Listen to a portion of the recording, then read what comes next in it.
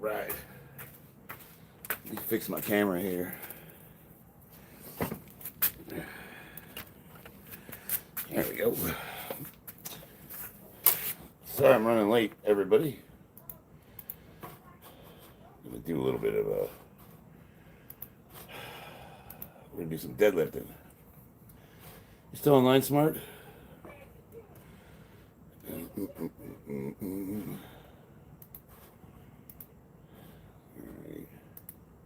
I'm just bringing my channel up on my laptop so I can actually read the comments.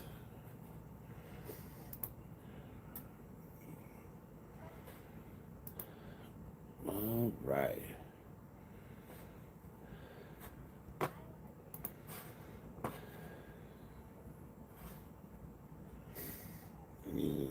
I'm asking you to get bullied. Am I? How so?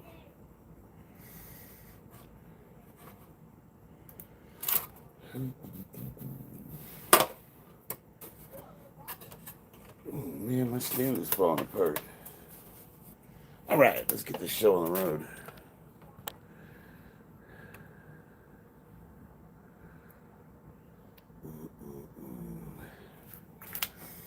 We got a mixed martial artist.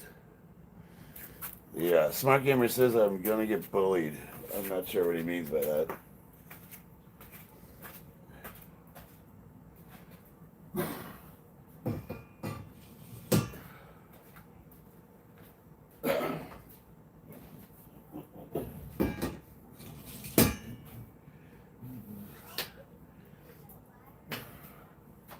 Alright, so for tonight's exercise, we're just gonna load up as much weight on this friggin' thing and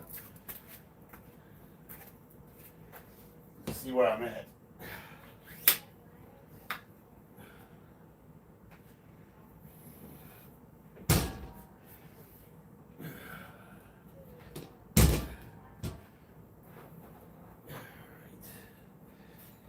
Let's get a little warm up here.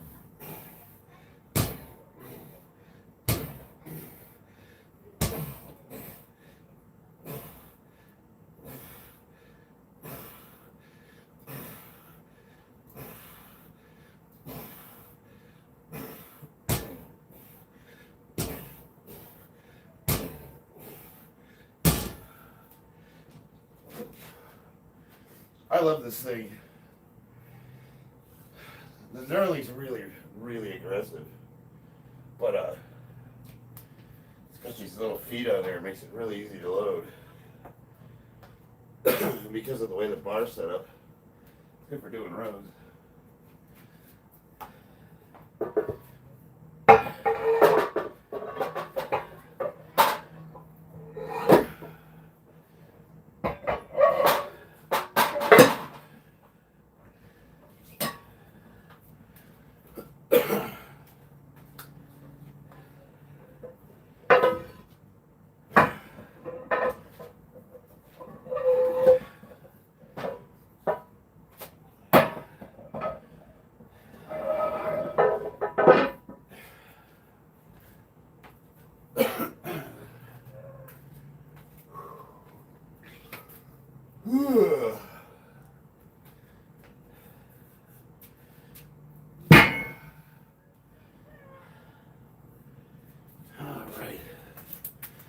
Man, I'm in a good mood. Things are going well. Oh, you don't like my hair? I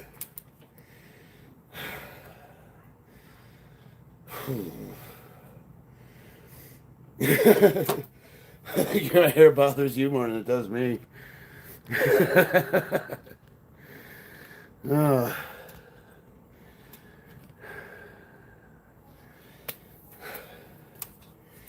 You look like I clog the toilet frequently. Yeah, actually I do.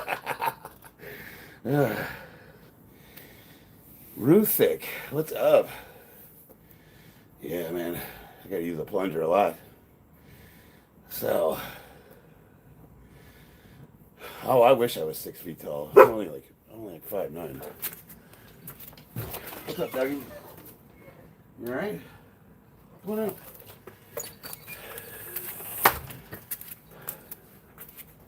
What's up, buddy? What's going on?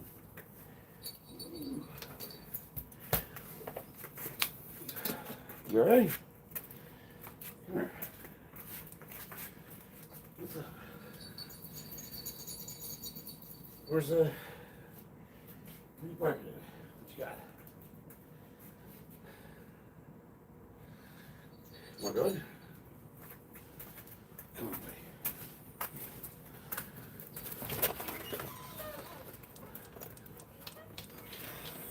Prince. Let me show you guys Prince. Come here, buddy. Look how tall this dog is. Come on up. Prince. Up. Oh.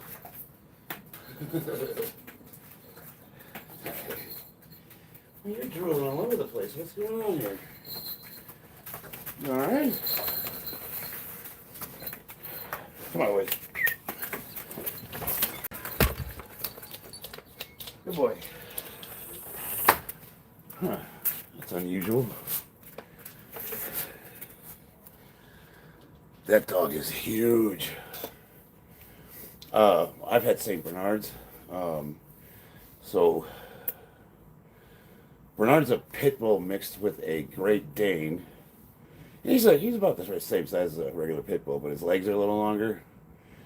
Whatever Prince is, we thought he was a St. Bernard mix when we got him because the puppy looked just like a St. Bernard.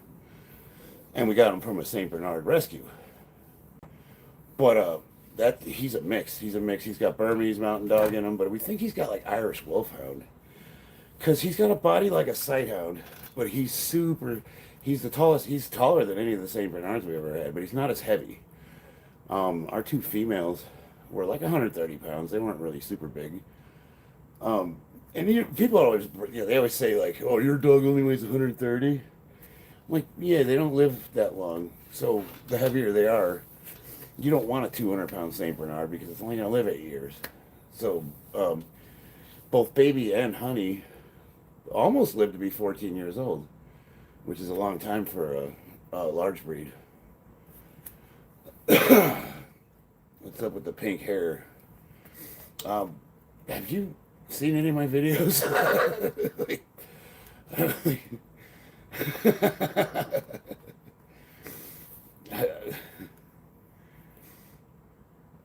The Burmese mountain dog. Burmese are cool. The only thing to me, they look like giant Labrador retrievers. You know what I mean? Like I'm a Saint Bernard guy, or the ones I like are no. So I'm thinking of the Great Pyrenees.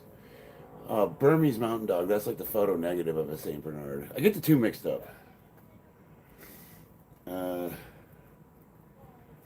Smart Gamer, you've mentioned like 3 times you don't like my hair. Like, do I look like I care? I don't. If you've known me for more than 5 minutes, you know that I don't allow your opinion to dictate my choices. It's like, I know what I dress. I did this, so I'm aware of what my hair looks like. You know what I mean? You're gonna make fun of like a choice that I made, and not everyone likes it. Some people hate it. I get called all kinds of names. Like, what are you gonna do? You gotta be you, brother. Dude, you can conform and you can wear the polo shirt and get your Air Force Ones and your perfectly baggy pants with the little crease in them, and you get your khakis or whatever, and be perfectly acceptably normal, and find yourself a basic bitch with apple bottom jeans and boots with the fur, and you get your nice little house with a white picket fence. Or you could be a spaz like me and go around the world and visit countries and do stupid shit and have a fucking adventure, man. When men bag inside their pants in heaven. Billy John Joe. What have you've been studying online? What are we talking about here? Hell yeah, America. Seeking success. DJ Chaos. Manuel says his baby loves him. I had a red, white, and blue hair for 3rd grade, so I'm 2 patriotic points above you. I'm trying to think. In third grade, let's see, how old would I have been? 45? No, there's nothing wrong with khakis. I'm not. Don't get me wrong. I wear khakis to work. Hey, you got to fit in.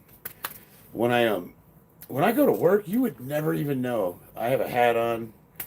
I got my, all the PPE, the reflective vest and everything. You'd never even know. Most people are shocked when they're like, and plus this is temporary hair color. I haven't been doing permanent lately because I like to switch it up. So this will wash out, and then maybe tomorrow I'll do fucking green. I don't know.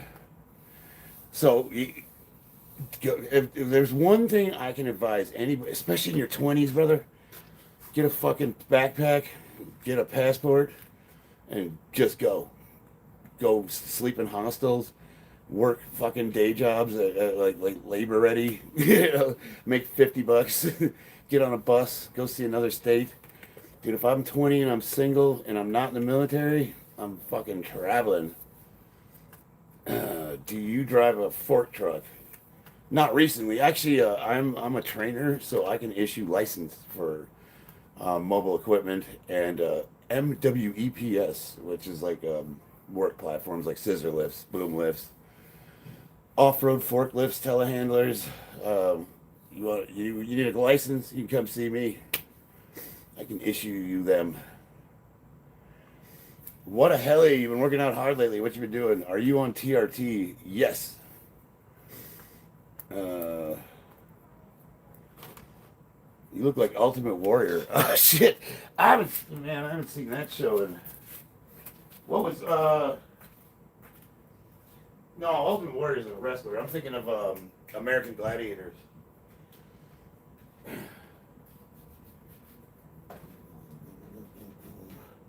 So I'm gonna try to compete on February 28th.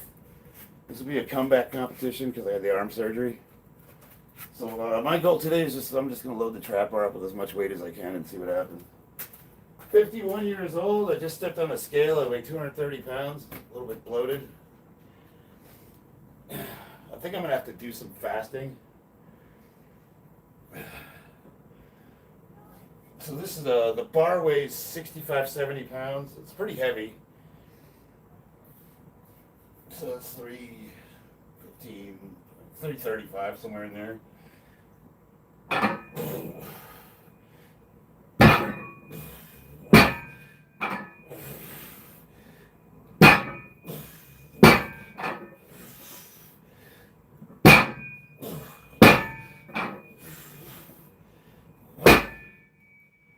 Easy peasy.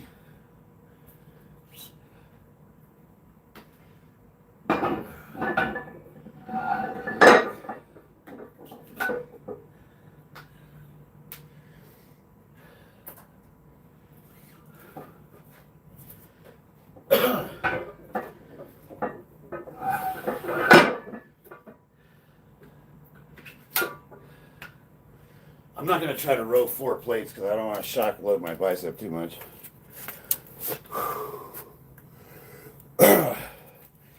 Easy there. I need to stop ego lifting. Well, I'm a power lifter. I don't know how else to fucking train. Ego lifting would be trying to pick your mother up. That's a good time.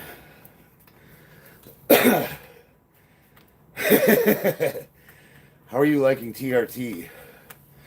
That's a complicated question because when I'm training to compete, I do more than testosterone. But I would say, when I'm cruising in between competitions, I think it's awesome. Really, I mean, it's dude, look at me. I'm 51 years old. My strength is unmatched. For my age, it is, absolutely. If you look at the records or the rankings for 2024, 23, 22, I was 2, 3 in the world for my weight and age. Whew. So, He's saying levels up to 1,000. So let me show you my blood work. I just got it done last week. I'm showing this like every stream.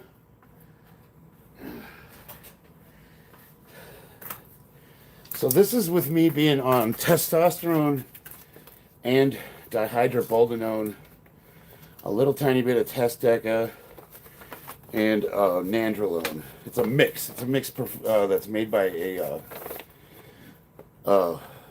Helix HRT, male clinic here in town. And I got my blood work done. And I'm just showing it for the camera there. I know it's backwards, but it's 1,069. So for my age, the range is 220 to 715, which is bullshit. I want to be about 1,000. Actually, where I want to be is probably about 1,100, 1,200 for competition. But so I'm pretty dialed in. That's right there. Man, I'm not tired of seeing blood work. Hey, I don't give a fuck.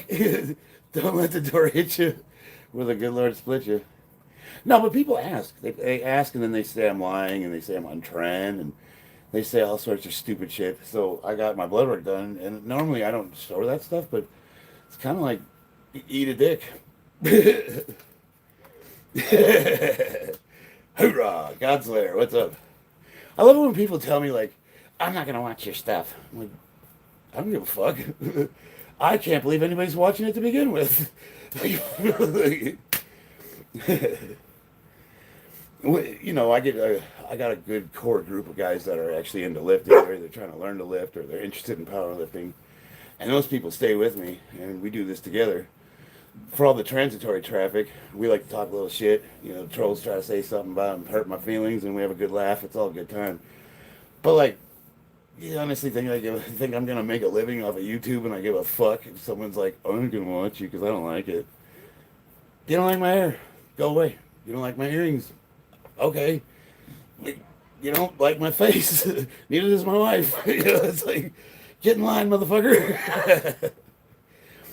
And then like, like, what's normal? Like, why? Just be yourself. Be what makes you feel comfortable. You know, you can take it too far, you know, which, you know, my wife's like, midlife crisis going on there. And, yeah, maybe. I don't know. But I've always been like this, you know. You guys don't know the punk scene back in the 80s, you know, like Sex Pistols, Fugazi, Suicidal Tendencies, Butthole Surfers, Dead Kennedys, the Ramones, you know, we rocking out. Like, we used to be punk, you know, the studded leather jackets. We had spiked hair, fucking red and green and shit. You wearing your Chuck Taylors with your ripped skinny jeans back before they were never really cool, but it's a look, right? And everybody's like, you're fucking weird. And now they say the same shit.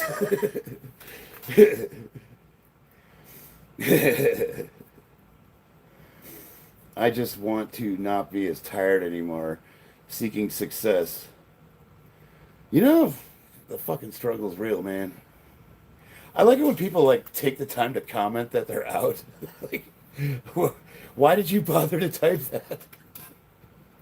Like, do you think I'm gonna be like, oh no, I've lost another one. Please don't leave me. Please don't leave me, person I don't know and never met and will never meet and don't give a fuck about. I will say this though. So I've met some of the best friends of my life for real on YouTube. And I've traveled across the country and met up with a couple of them, and it's been pretty cool. So, like, people that stick around and actually, you know, get involved, like, it's genuinely real relationships with people I actually care about. Seeking success. Look up product called Spike Detox. I need something for bloating. I'm gonna do a 3-day fast. I'm gonna go on a 72-hour fast. Not tomorrow. Probably the day after. Tomorrow I have to go to my doctor. So, they actually want me to have a good meal before I go in. They're I'm going to be drawing blood, and it's a not fasted test, so they actually they're looking for some stuff. But after tomorrow, I think I'm gonna do a 3 day fast because I've been getting this real bad bloating. Like people say, like, oh, that's growth hormone. Like, first of all, I can't afford growth hormone. They say the same thing about Joe Rogan. Like, oh, his gut's all weird. Like, the guy's fucking 60 years old. You get bloating when you're older. You know what I mean? It's like not that fucking abnormal. But it's really annoying, and it's something that you can fix with nutrition. And I think I might be lactose intolerant, and I'm going to be really goddamn bummed out if that's what they find out. So basically, I have a food sensitivity to something I'm eating, and I thought it was sugar, but it's not because I cut sugar out and I was still getting bloated. The only thing I have left is dairy, and that's like 90% of my diet. So I'm going to be really pissed off if I can't have dairy. January 6th, 2026. Actually, it's going to be February 8th. No, 28th. I'm getting a panel done to get rid of this jab poison, BS jab poison. So, talk to me about that. So, you're not the first person to say that, and I was curious as to, like, what can they do about it? Anytime you eat before they draw blood, they say your blood sugar is high because after you eat blood. Yeah, so J1, 1L2. So this was like I'm actually going in to try to figure out what is causing my gut to expand. Like looks like I'm pregnant sometimes. Like I'm fucking shredded, but I'll eat something and I blow up. Like I get distended. And it's definitely it's 100% diet for sure. So I have to. I think they want a sample of my poop.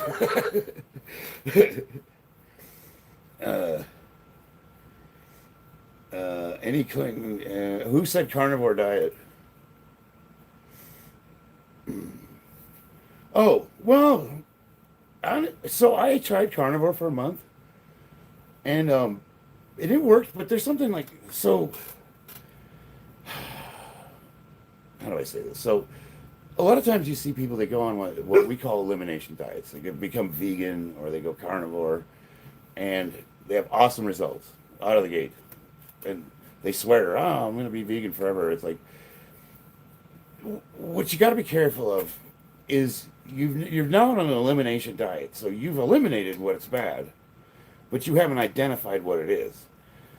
So you got to be really careful to say carnivore fixed me when in fact it could be more accurate that the elimination of what's bad is what fixed you. So now, once you've eliminated what's bad, which you can do by fasting, and I think fasting is a better way to go because then you can slowly introduce things back into your diet to see what it is specifically. I have a bad feeling for me it's dairy because my one guilty pleasure is ice cream, and I haven't see this here's the thing is like I don't get immediately distended. It doesn't just blow up like a puffer fish. It's real subtle. I'll eat, I'm perfectly fine, and then all of a sudden my pants start getting super tight and I'm like, oh god damn it, here we go. Yeah, it sucks, man. And I called my doctor told me, he's like, you're not a spring chicken, dude. Like people just get sensitivities. Like there's people my age that just become allergic to their dog. Like they've never had an allergy in their life, and all of a sudden their dog is going to put them into anaphylactic shock. It happens. So it was sucked to find that out. You know what I mean? Like I love my critters. I hate how whenever you do something normal and healthy like working out, it gets oversaturated with men who want to be good, but are just super retarded. Well, so here's the thing, smart gamer. So this is what it is. This is what it is. It's not that, and I'll say we. It's not that we're retarded. It's that some people have what I like to call contempt prior to investigation. They think they're right about that. We think we're right about something, whether it's anecdotal or experience, or maybe we read it from a credible read, whatever. but we're not open-minded to having our minds change. We look for evidence to support what we want to hear, and that's like the Dunning-Kruger thing. Look that up. You know what it is. It's you got to be open-minded to. Not, I wouldn't say you're wrong. If someone says carnivore diet, I'm not saying you're wrong, but it's an incomplete picture. So get the picture, get the whole picture. Like what we're talking about. Is it an elimination diet or is it that? So you look at like a guy like Dr. Jordan Peterson and his daughter, who were clinically diagnosed with some pretty severe autoimmune problems to the point where she was crippled. Like she had inconceivable daily pain, and it was ruining her quality of life. And her dad, obviously, he suffers from clinical depression and things of that nature. Men like that tend to have. It's not uncommon. But so they both went on carnivore, and it solved all of their problems, and they're still doing it to this day. So is that proof or is it anecdotal? And if it's anecdotal, where is the through line, the correlation to what is accurate? And one thing we definitely could say is that we're all genetically different. We're all the same, but we're all different. Things of, is there a percentage of the population where a vegan diet is the right way to go?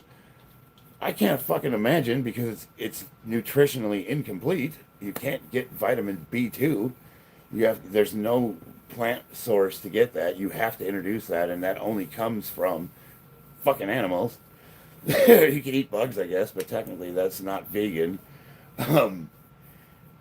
But maybe there's a small percentage of the population where vegan works really well. But then those are the type of people that become ideologically possessed, and those are the fucking assholes that are out there trying to, release test monkeys from pharmaceutical labs and shit. Like PETA. So they're so adamant about their own experience that it's not conceivable to them that it's not true for the rest of the population. It has to be. And it's the same thing with carnivore. There's guys that, like, because I'll tell you what, I did try it for a month, and I didn't have any. I mean, my skin cleared up. I was super shredded. I pooped like a tube of toothpaste. What was bad about it? What was bad about it was the fact that I love fucking ice cream. If you told me I had to live off of ribeye steaks for the rest of my life, but organ meats. If you don't like organ, you got to eat a lot of organ meats if you want to get vitamins, because it's like nutritionally deficient to do carnivore without eating fats and the stuff that's gross. You got to get the whole animal. The whole animal's got all the stuff you need, and if you're not eating the whole animal, you're not getting all the goodies. Like the argument is like, I don't eat plants because that's fucking food for my dinner. Like, my dinner eats plants, so I don't have to. People who preach carnivore diet just remind me of the raw milk people. So the problem, well, the other issue. So what was the other diet that's for bulking? It was Mark Ripito. He was pushing the GOMAD diet, gallon of milk a day. For guys that are hard, people that it's hard for them to gain weight, and you're skinny and you just can't force enough food down your stomach to put weight on because you just don't want to eat that much. So he said drink a gallon of milk a day, and I was like, well, you see the amount of sugar that's in milk? I think it's something like 24 grams of sugar per serving in whole milk. Correct me if I'm wrong, but it's not an insignificant amount. And my thought was, you're gonna be a fucking diabetic. Like it's calories for sure. Would that work for someone who's young and has, maybe is not sensitive to sugar yet? Probably, but like somebody my age, where I'm a little bit older and we just don't process food the same way, that would be a horrible idea. Are you trans? Transformers, homos in disguise. Buffalo 50. What's up, my man? We got Eduardo. Israel or America? Yes.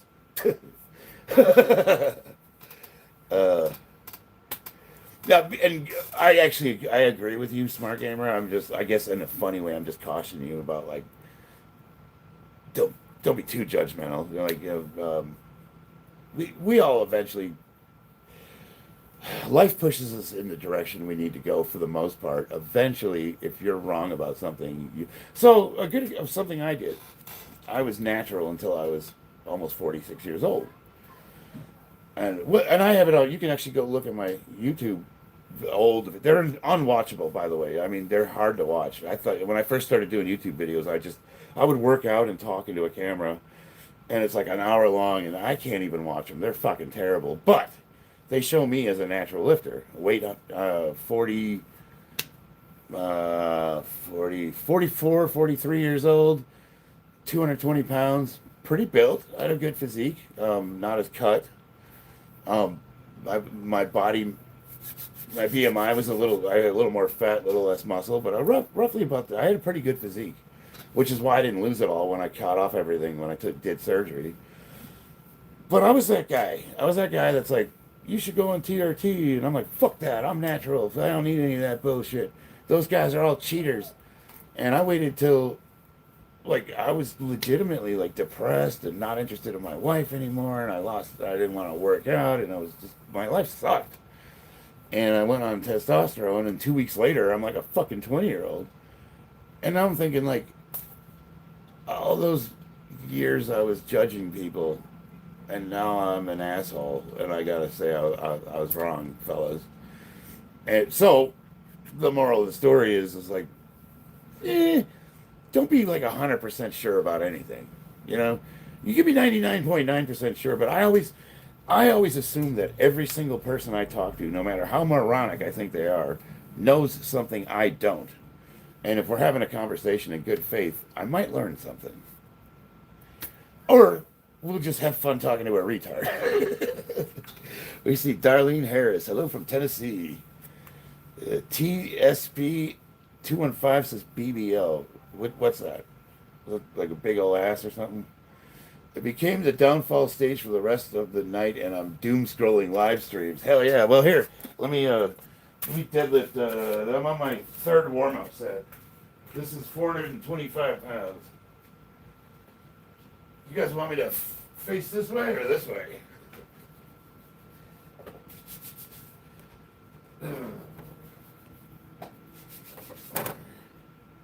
So I'm gonna try to compete in February. So right now I just wanted to see how much weight I could lift with my surgically repaired arm. The trap bar is a little bit safer than the deadlift bar. It's just easier to hold on to, and it's like 4 inches higher off because of the handles. So it is a little bit easier, but it'll give me kind of a good idea of what kind of weight I'll be able to pull when I start training.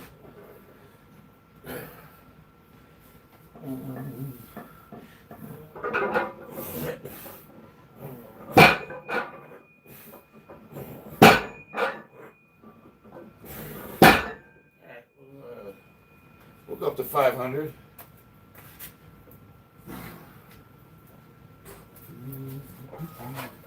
Or 495. Whatever.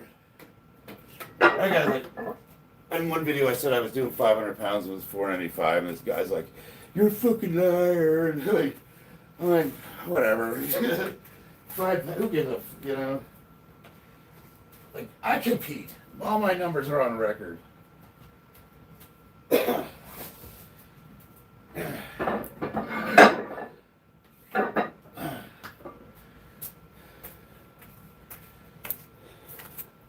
You see the guy's benching, and he's got his little change spread out so that you can see all the twos and the 5 pound plate. And he's verified 405 pounds, and I'm like, someone's like, calls me a liar. I'm like, cool. I don't give a fuck. Well, thank you, darling. I appreciate that. This guy, space. I broke my left arm and also had surgery. Ooh. Yeah, I popped my bicep, so the tendon completely severed from the bone, and they reattached it. And now I'm not symmetrical. Look at that. I'm deformed, goddammit. But strength-wise, everything's there. I'm hoping that as I train, it'll hopefully fill out a little bit. But Doc says, "Yeah, pop the other one, make them even." Buffalo, thank you. Welcome, brother. Yeah, we just for anybody that wants to know, I'm just an old power lifter that talks shit in his garage. People bag on me, and we try to do it back, and I lift weights. Sometimes we talk about serious stuff, sometimes we don't. Smart Gamer is my smartest moderator, and he's he's my philosopher. He likes to go into very deep subjects, and it's hard to kind of follow him sometimes because the chat's. What's up, sweetheart? What are you doing? Getting plastic bags. 4. The dog decided he wasn't going to bark to go out. Yay! The dog decided. I already know where this is going. He decided he was not going to bark to go outside. He was just going to. Hi. He's just going to use the restroom on. So he went on the carpet. Yes. And you're going to clean it? Yeah. So here, do me a favor. Is it runny? No. We'll do. I'll hit it with the carpet shampoo, but I can just get the big stuff. I do think he also peed on the gray carpet because it's dark. And he didn't bark or anything? No, I didn't hear nothing. I was in the bathroom and it was completely silent. Why does he always do it on the rug? I don't know. Like, I'm obviously white trash, but I have a couple of nice things. And one of them is this very expensive area rug. And he just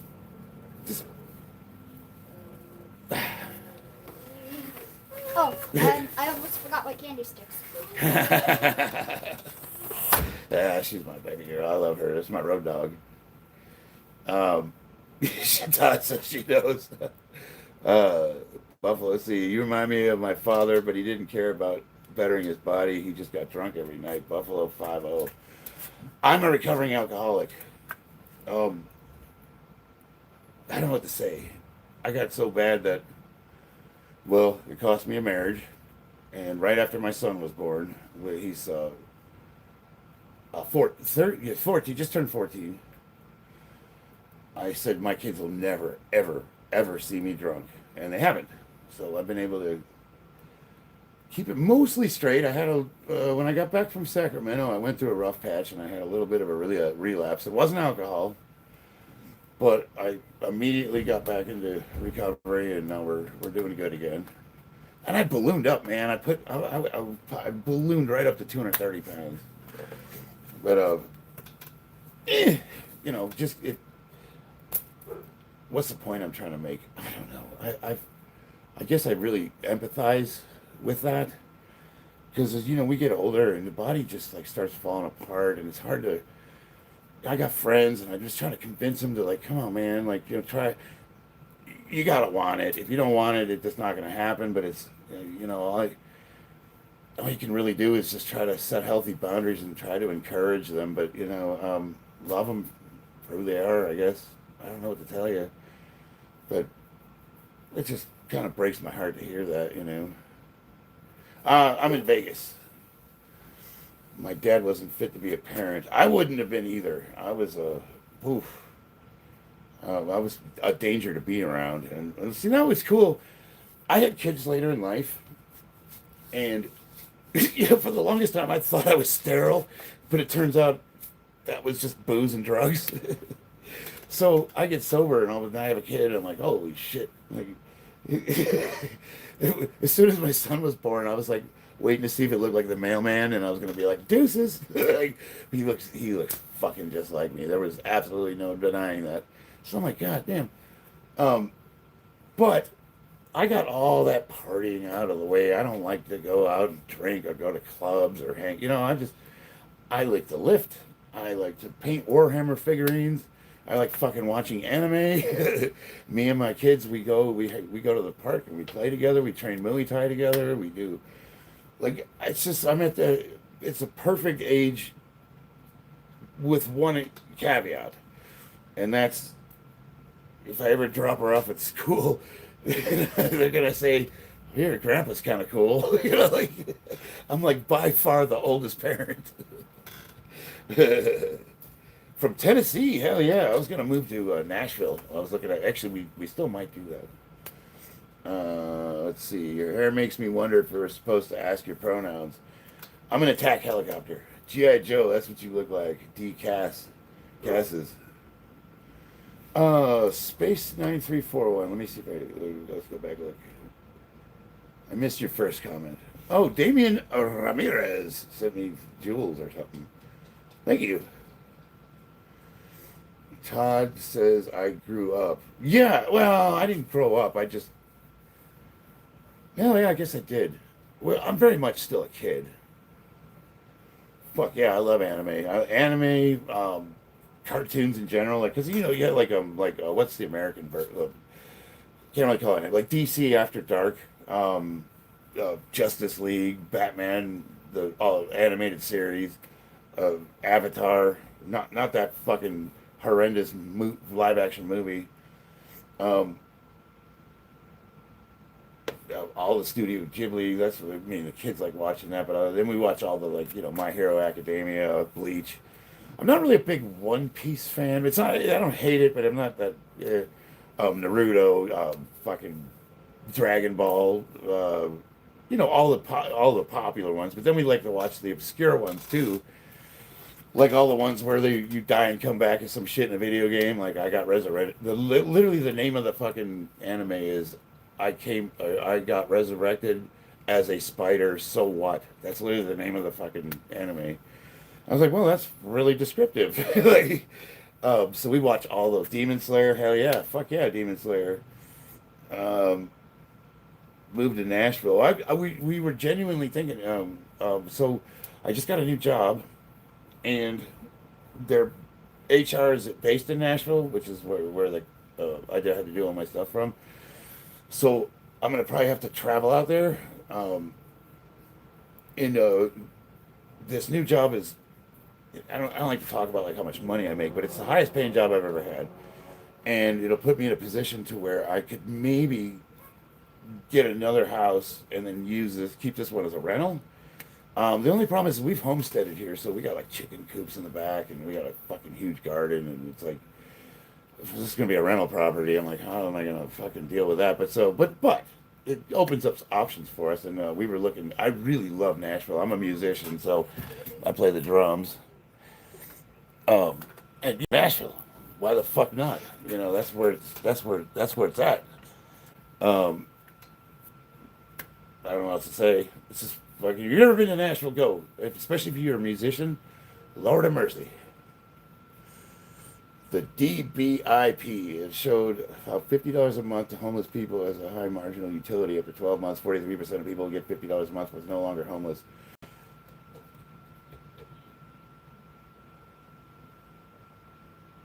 I'm trying to wrap my head around that.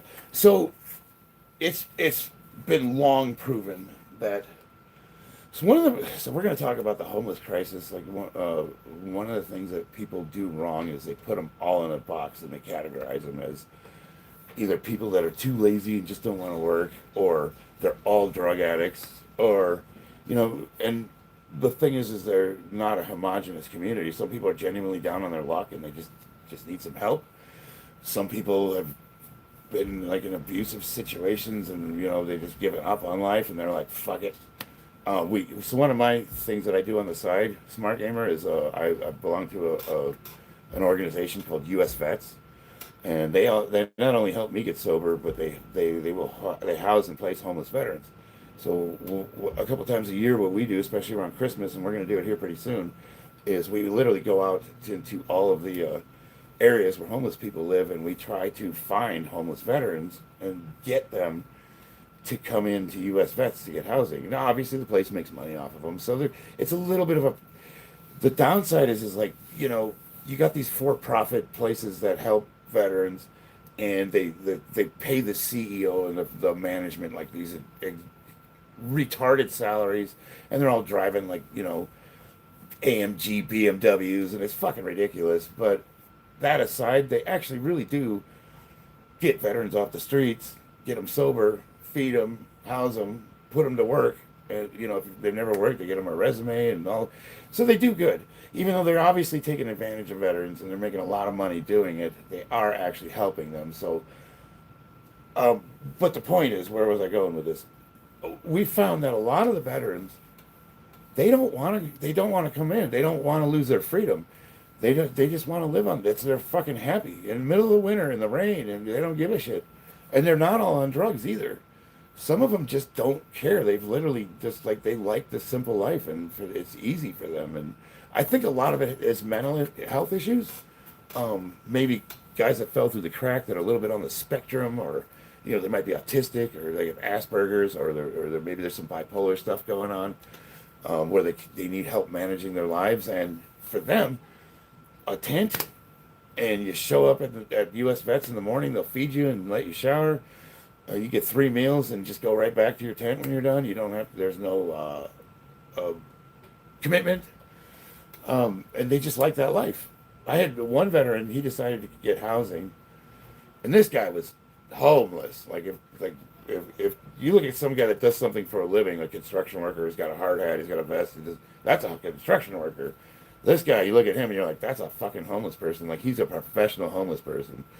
And he decided to get off the streets, and dude, he complied with the program. He did everything he was supposed to do, and he got his teeth fixed. He didn't have any teeth, so he got these, like, he looked like the Nutcracker from, you know, like Tchaikovsky's Christmas Symphony. He had 2 perfectly straight, like what do they call them? The fake teeth that clip in, and as soon as he got them, he's like, fucking deuces, and he leaves and he goes right back to that after 3 months of him doing everything in the program, and we were lining up to get a job. He was doing super well. The second he got his teeth fixed, he fucking left. That's all he wanted. I was like, damn, look at that guy go. Like, that guy just, you gotta respect it. You gotta respect it. For the love of the fucking game, you know what I mean? You can't have something for nothing so long as people get the help they need. Yeah, you know, and it's just, it's one of those things. I'm not altruistic. I mean, I'm not like some special guy doing amazing things. Like, I'm a fuck up. I do dumb shit all the time. I think I'm a pretty good person. I never intentionally try to hurt anybody. I feel like I'm pretty morally aligned with the tenets and the principles aligned with like libertarianism. You know, like no harm, no violence. You can defend yourself, and if you try to kill me, I get to try to kill you back. But you know, we don't use any kind of force or coercion, or you know, we try to be honest, or as honest as we possibly can. And in that end, I think I'm a pretty good guy. I love being a dad. I love my kids. I'm a fuck up as a father, but I genuinely care about them, and I didn't have that growing up. So, I mean, like, that's cool. I think I've nailed that pretty good. Where was I going with that? Yeah, I just want to say, like, you know, there's nothing I'm doing that makes, like, I'm not special. They helped me get sober. So one of our rules, this is the point I was going to make, is if another alcoholic or drug addict asks me for help, I'm obligated to do something. It's like kind of part of the thing, you know, you can't keep it unless you give it away, sort of thing. So an increase, a 2,000% increase in benefits only led to 1% increase in houses of homeless people, the most needy. Yeah, so Smart Gamer, yes, and that's what I was talking about. Specifically, why? There's a lot of people that don't want the help because the help comes with conditions, and they want their freedom.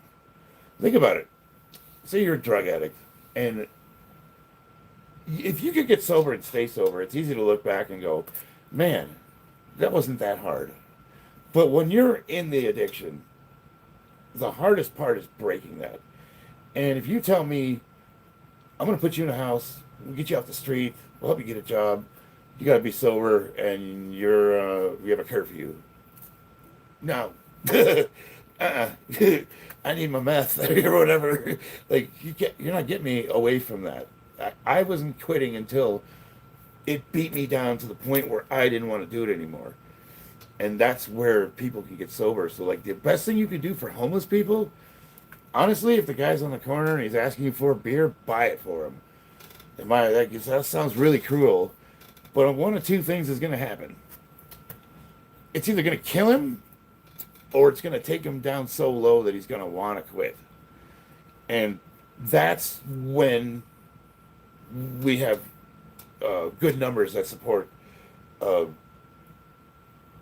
What's the word I'm looking for? Not recidivism. It's like statistically speaking, 80% of all addicts relapse, and that sounds horrible. It's like, well, what's the fucking point? Because if you dig further into the statistics, people that keep going back to recovery after they relapse, their chances then go up. So you could say, like something like, I think it's like 50-60% of people relapse a second time, and 30 people relapse a third time. And then, so the more you keep going, the more chances you have of staying sober. But the majority of people, they don't get it the first time. So you got to keep getting them back. And it's the same thing with you can, dude, you give a fucking homeless person $1,000, and if he's a drug addict, you just basically given that guy a death sentence. He's gonna go buy $1,000 worth of heroin, and he's gonna be dead in a week. And then if you manage their finances for them, they don't like the control. They don't want to lose their freedom. So that's really what it comes down to. It's just, it doesn't work. You can't. It'll never work. It will never work. You can't just give people money. There's got to be an incentive for them, and it has to be something that's. I don't know. I don't really know what the answer is, to be honest with you. And again, you can't treat all homeless people the same. Some of them are fucking criminals, and they will steal your pills and help you look for them. They'll fucking stab you, and those people need to go to jail. Some of them are just drug addicts who maybe aren't criminals yet. Those people need help, but they don't want it. Some people are down on their luck. Those are the ones that if you tell them, hey man, I'll get you off the streets and get you, those are the ones you can help. So you can't look at it like statistics, even though, you're a very statistically minded individual, and that's very helpful because it's good to know the numbers. But if you think about it, if God gave you a mission to go spread help, and nobody took it except one person, and you help that one person, you've done God's work. Period. It was worth it. It was worth it to help that one person. I don't think slinging money at people is the answer, but I mean, that's why the government shouldn't be involved in stuff. It's none of their fucking business. The federal government shouldn't be trying to live people's lives for them. They should provide a place that they can go and get off the streets and be safe, like a Salvation Army. And then from there, you have people that offer help so that when they're ready to receive it, they voluntarily take it. That's the best you can do. Provide them a good meal, a place to shower, and a place to sleep, a cot, somewhere that's a little as cozy as you can make it. And that's how you can help them. Giving them money, putting them in a house, it's fucking disaster. And we've proven this for how many years now? Gen Z in the house, electroshock. I'm fucking talking shit. I should be lifting weights. All right, I got 495 on there.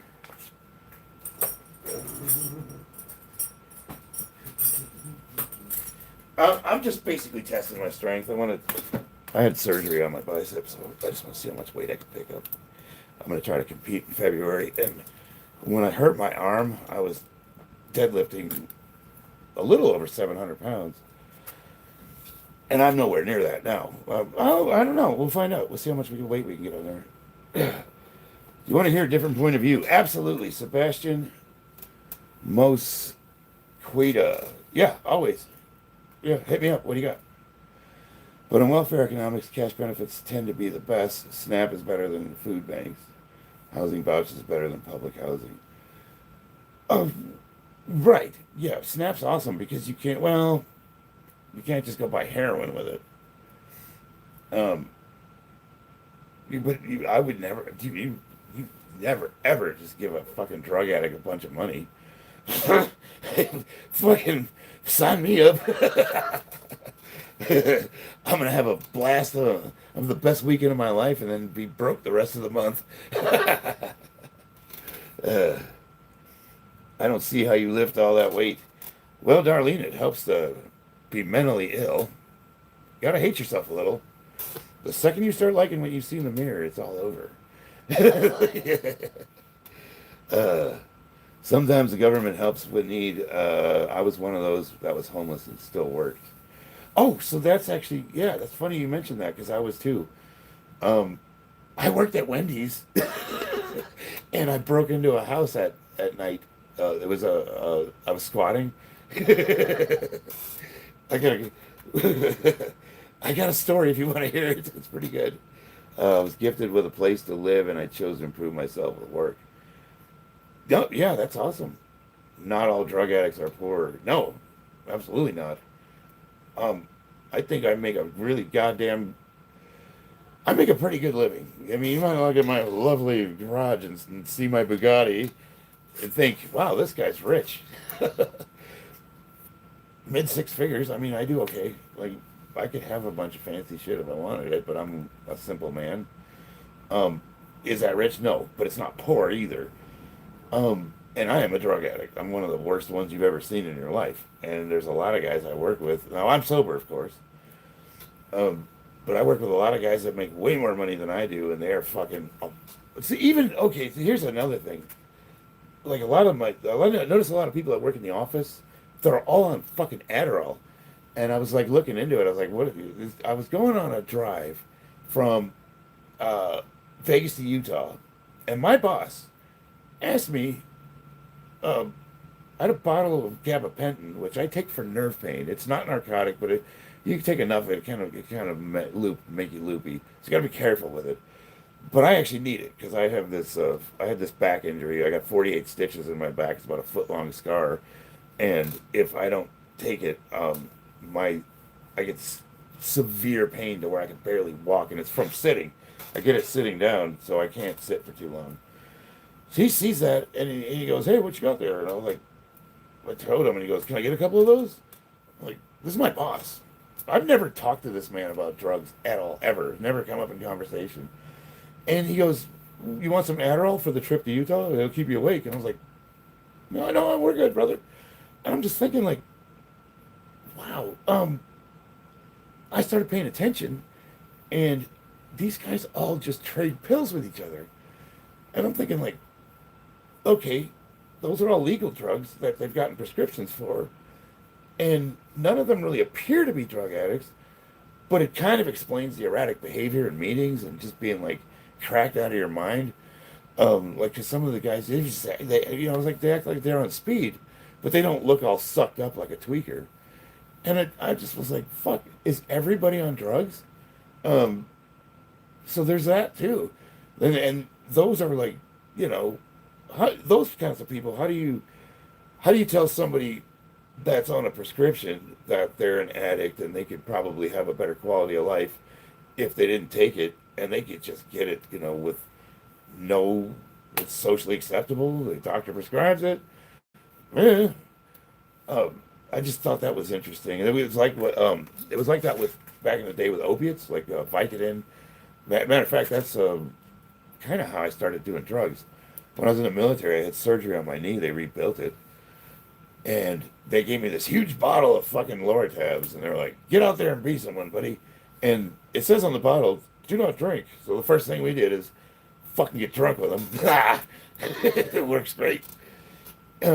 But what I didn't know as a 26-year-old, whatever, I didn't know they were addictive. I had no idea. I didn't know what physical addiction was. So after that prescription ran out, they just stopped it. They're like, "You don't need these anymore." Oh, okay. I was sick. I didn't know. I was going through withdrawals. I had no idea what was going on with me. I was fucking throwing up. I was shitting. I was shivering. I was like, ugh. And I didn't know. I didn't know what was causing it. And my good buddy Clint, who just recently got out of the service, And he happens to know some people, And he's like, oh, you're going through withdrawals. I'm like, oh. So he gives me like an oxycodone or whatever. Woo! That was a good time. Instantly better. And, so I just started doing drugs. That's like, okay. And one thing led to another, and I was doing ecstasy and GHB and fucking meth. And it was not all, started out like partying on the weekends. And then, now I'm going to skip work today. What do we got here? Darlene is for sure a 17-year-old boy.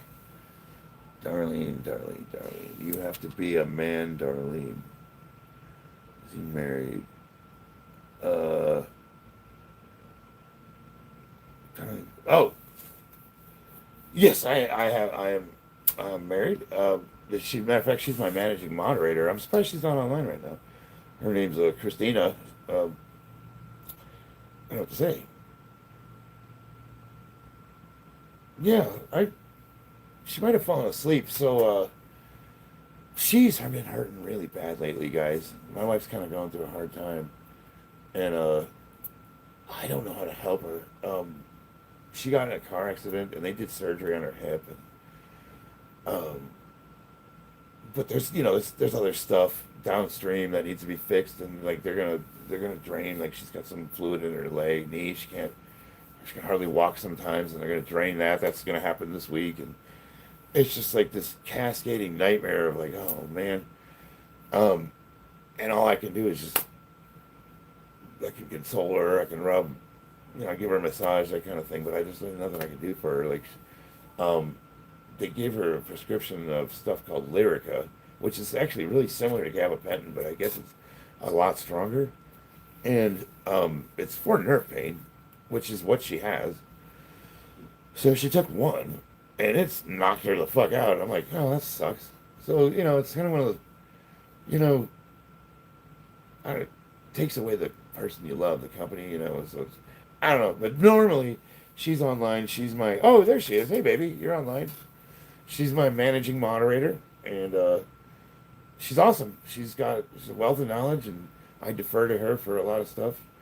I was just saying, normally you're online, and you were having a rough night because of the new medication they gave you.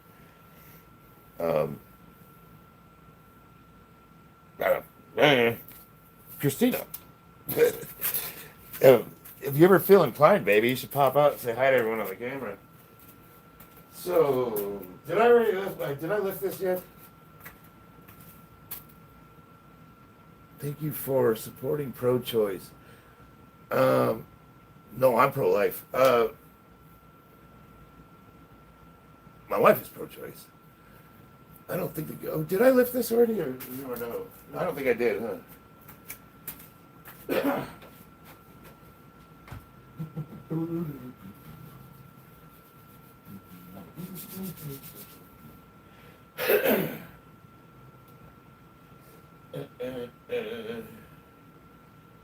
Right.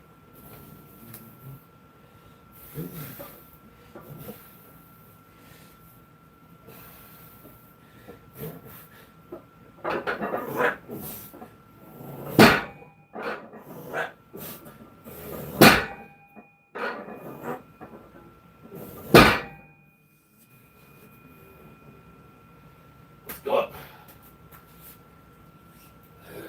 Yeah.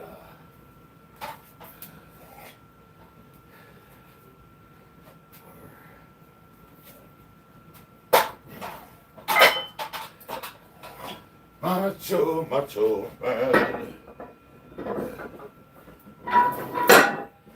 I'm gonna be a macho man.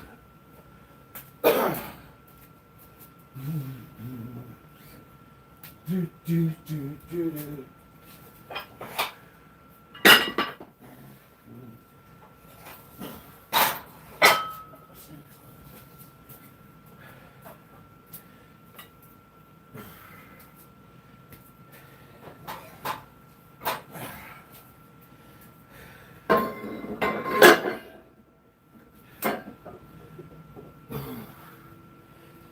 So that'll most definitely be the most weight I've done since surgery. All right. Getting a medial branch block. Yeah, I was trying to describe it, but I don't think I did very well. Dude's never gonna tear anything in his knee. Like if the woman's life is at risk. Fuck that. I'm the one that's at risk. Christina's like, if I did something, she'd probably shoot me in my sleep. You want some pizza? Muscle build is definitely something you can build up to. Yeah, but you'll never match my strength. I'm not a bodybuilder. I just like to pick heavy shit up. Kind of like your mama. Yeah, gotta train hard for that one.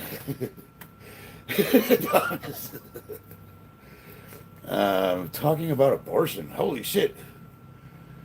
Oh, okay. Gotcha.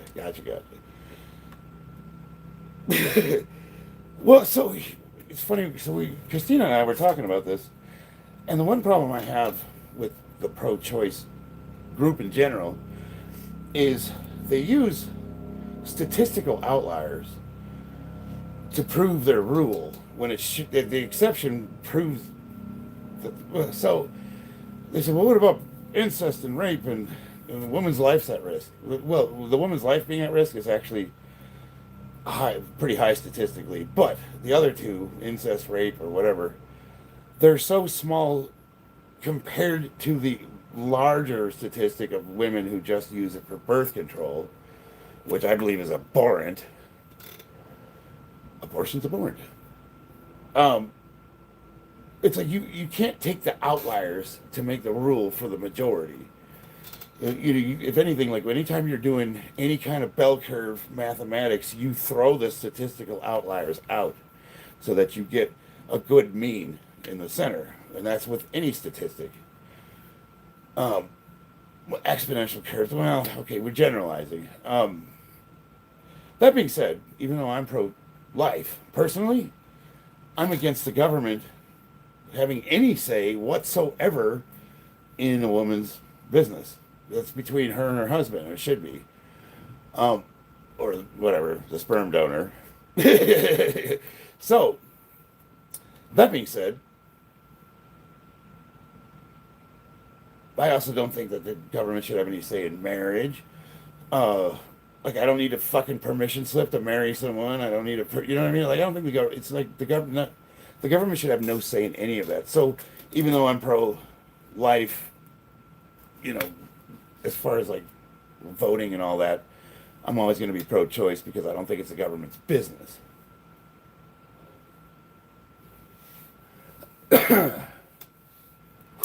And the doctor. Well, yeah. Good to see you again, Gen X. Hope you and your family are doing well. Little Joe. Yeah, we're doing okay. I think so. We've had a good couple of days. Abortion is as old as humankind. I bet we were talking about like it's always a fun debate. Like I have had to go through child court and deal with all that bullshit, and I always thought like there was always these women that were in line that took the kids, wouldn't let the dad see them, and we still had to pay child support. And I was thinking like, man, if you take the kids and you won't let the dad be involved in their life, he shouldn't have to fucking pay for them. You know what I mean? Like that's fucked up. Alexia Flores is a cold where you're at. It's relatively cold, meaning it would probably be t-shirt weather for you guys, but it's a little chilly for us. What's the temperature out, baby? Let's look it up. Little temperature, TMP. It is 52 degrees Fahrenheit. Precipitation's at 10%. Humidity is what? There's no fucking way we're at 44% humidity. How is that possible? Looks like it might rain. Interesting. Who's the weatherman today? Look at a cold front coming in. It's a camo man to the rescue. Mark Adams. Uh, do you believe that Israel's trying to usher in a new world order? I. This is what I can tell you. I think Netanyahu's a piece of shit, but I have a lot of friends in Israel. In Israel right now, like personal friends that I've met and worked with in Vegas, and we trained with them, we fought alongside of them, and they were like our closest allies. So I try to distinguish the people of Israel from their government. Same thing with America. Um, so just people ask me like, "Well, do you stand for Israel?" And I'm like, yes and no. It's like yes, absolutely, 100%. If they needed us, they're the only thing in the Middle East that doesn't suck. But they also do, like, they have no problems fucking stabbing us in the back as soon as we turn around, and they've done it time and time again. And Mossad fucking spies on us, and it's like it's bad. But the people themselves, the Israelis, like a lot of them are expatriates. There are a lot of people from America that live there. So it's kind of hard to like, yeah, it's hard to put that in a box with a yes or no, if that makes sense.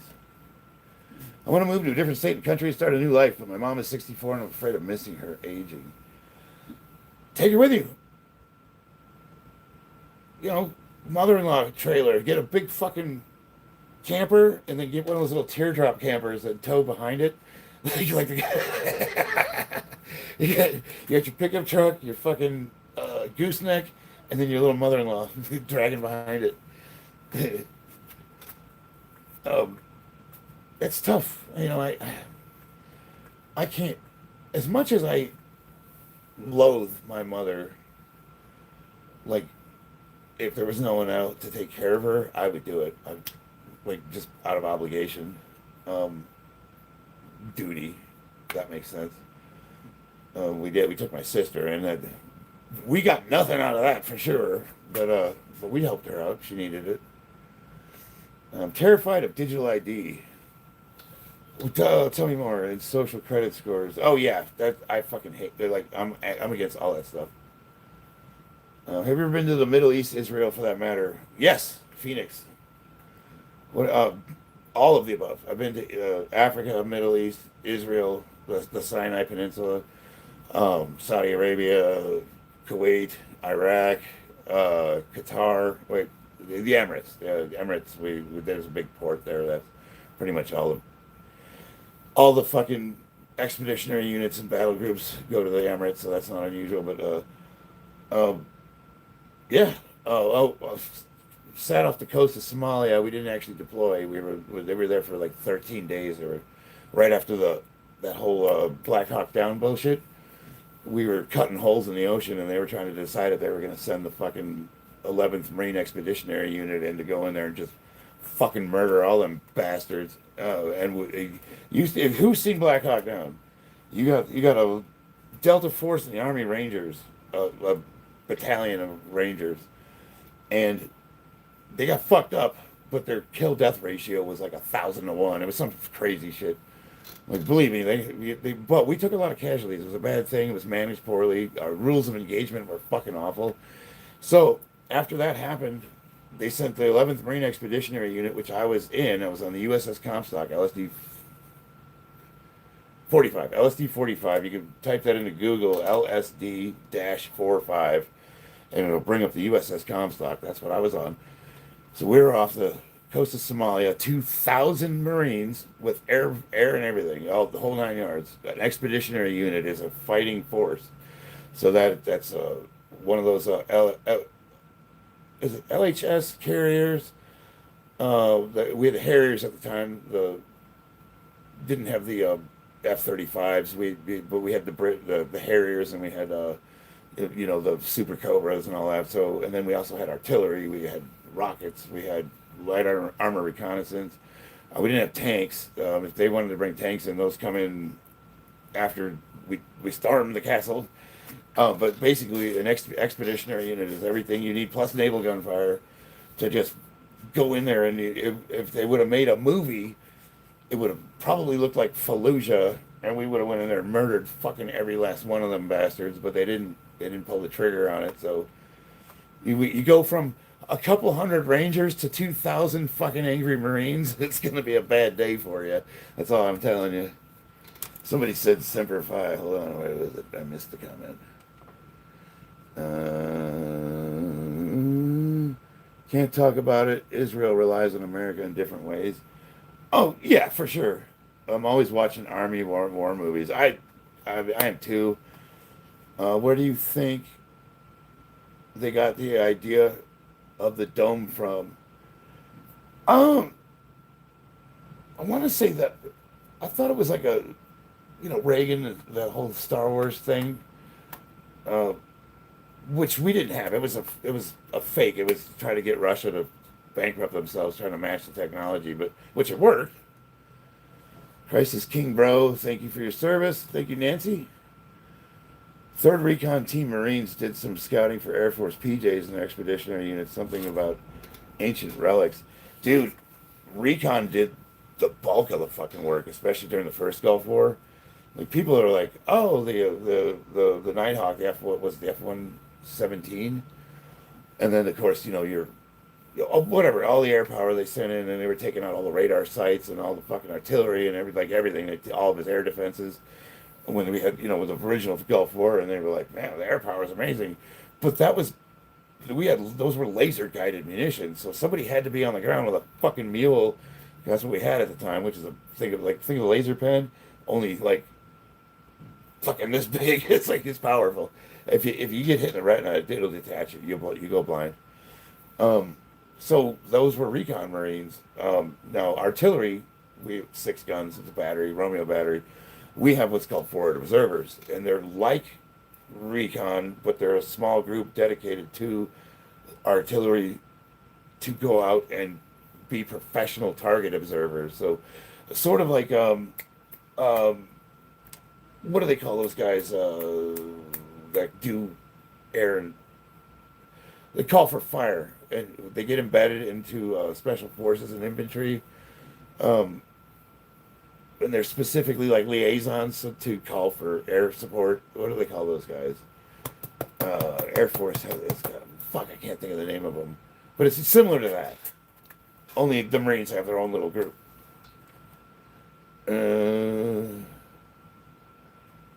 Oh, is Bobby in the house? Bobby, what's up, man? I saw you called me, and I meant to call you back, and I forgot. I'm sorry, brother. I will call you, I promise. Most Marines are women at a desk. Well, that'd be awesome. I'd fucking love that.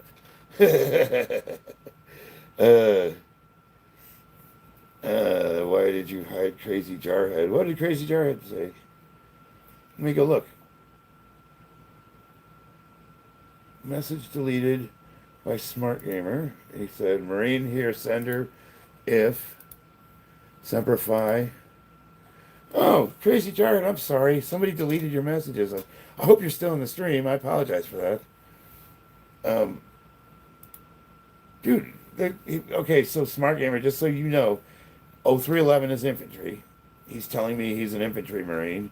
Semper Fi is short for Semper Fidelis, which is our slogan, always faithful. Or I like Semper Miratus, which is always retarded. Marine here, sender if. So I'm guessing you meant to type Semper Fi, but autocorrect. Gotcha. Fuck yeah, dude. Pogan proud of it. 0844, field artillery. Fire direction controlman. Oh man, I hope we didn't lose them. Oh yes, SWCCs. Thank you. JTAC. Joint TAC. I know what they do, but still, our forward observers are basically JTACs, but they're dedicated. And we do get Marine officers and naval officers as liaisons, and that's what they do, is they coordinate call for fire for air and naval gunfire. Are we retarded? Yes. No, as a man said, no to sir, and Painter was right 80 years ago. Dude is a Nazi, use context clues. What? What are we talking about?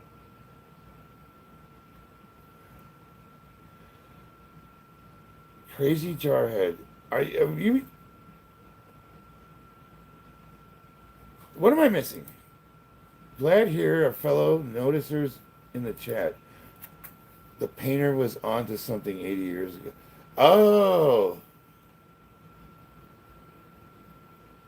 the painter. So I guess he's talking about Hitler.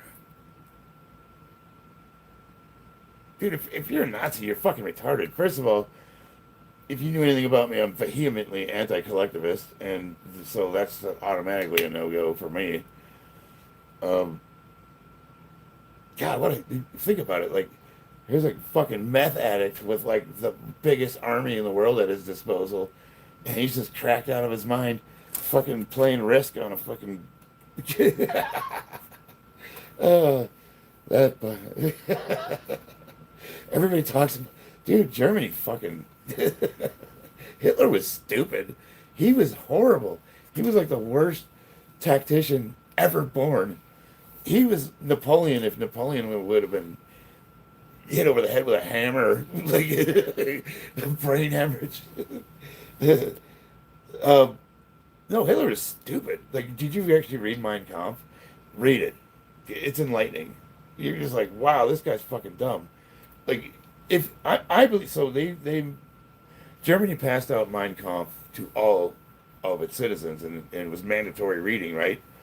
But I don't think anybody read it, because if more people would have actually read that book, they probably wouldn't have had the Holocaust, because they would have rose up and slew that motherfucker. He was a moron. Same thing with Marx. Like, you think about two ideologies that have killed more people. Are like, oh, I don't like the Christians because of the Crusades. Dude, the Crusades, the deaths were a tiny drop in a giant bucket compared to what communism, National Socialism, the fucking amounts of people they've killed. Holy shit. Millions starved, exiled, shot in the fucking head, strung and quartered, eviscerated, medically experimented on, gassed. Holy shit. Poisoned. Fucking run over by dirt bikes. I don't fucking know. They did it. They probably and with these two people, Marx and Hitler, both wrote books, and people were like, "Yeah, that's like sounds great. Let's do this stuff." And it over and over and over again, it's proven to be just poisonous.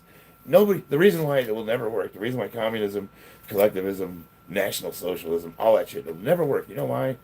Because you have to use force and violence in order to coerce people to follow your ideology. And by default, you now have sown resentment into your society.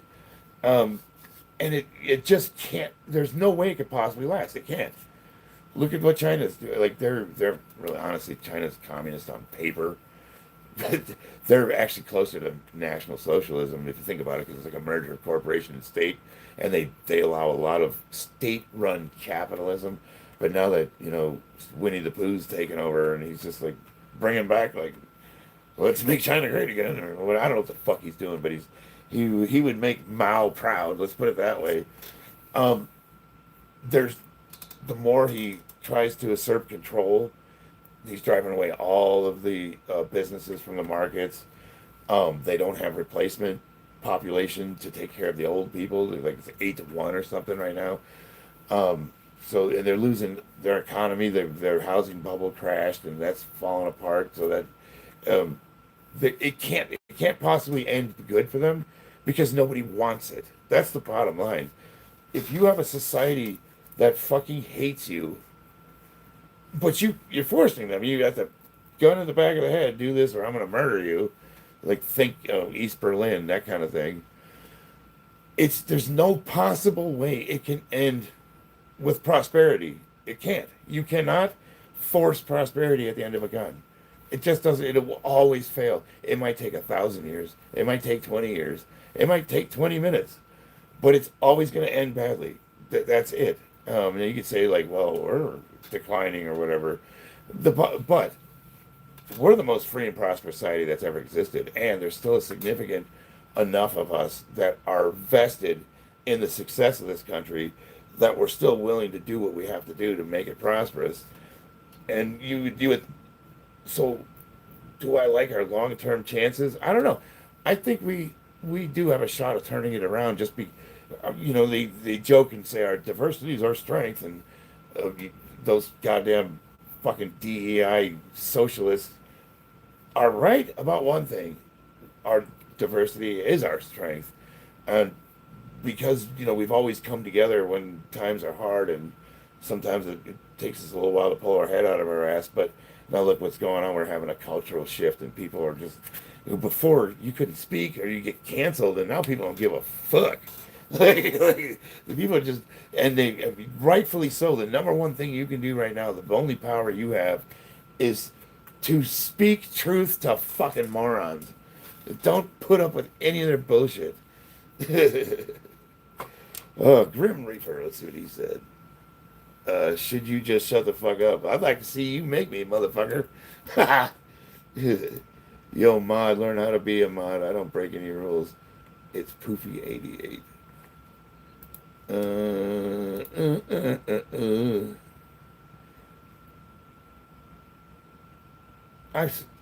Everybody getting along? GK, $1 mirror, who, what, when, where, how. James Marine. Who's a Marine? The Great One, 11. Are you Jarhead? We got Jarhead in the house? Rainy Rock. Do you go to church? No. I cannot stand organized religion. I am Christian. I study the Bible. I actually study theology. I have a copy of the Quran. I've got the Book of Mormon, which is, dude, it's fucking bad science fiction. I've got some Scientology stuff. I've got, Shintoism, Buddhism. We got lots of Greek mythology, Greek, Rome, Norse. So for a long time I considered the Bible to be mythology, just like, whatever, like the Iliad. But over time, I grew up Catholic, so I was just anti everything. I'm like, fuck that shit. You're going to hell if you eat fish on Tuesday or whatever. Fuck off. I can't stand Catholicism. I hate them. They're all hypocrites.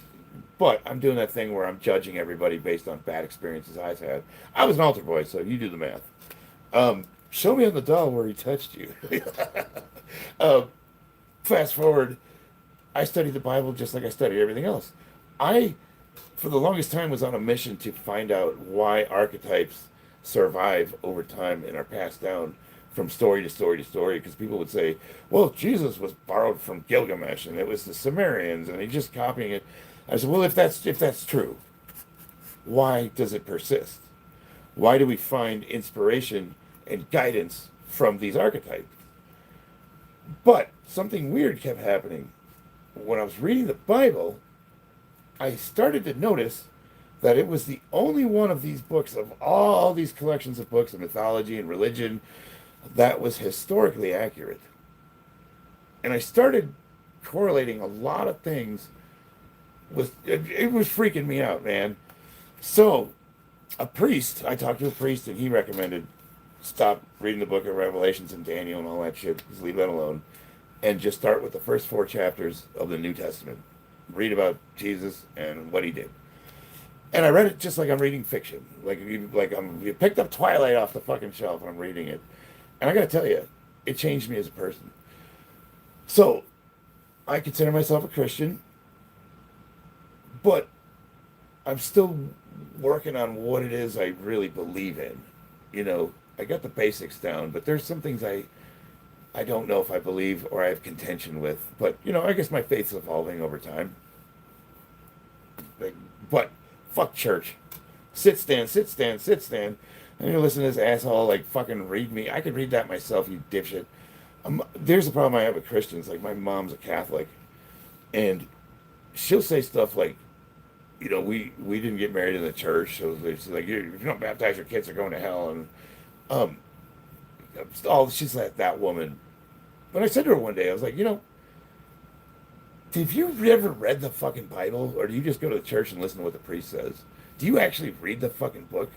I thought my mom was a hypocrite because she was going on about how I'm living in sin and I'm gonna go to hell and my kids are damned and I hit her up with the Catholic priests that are Uncle Touchy with the kids and I said, what do you think about that? And she got fucking mad.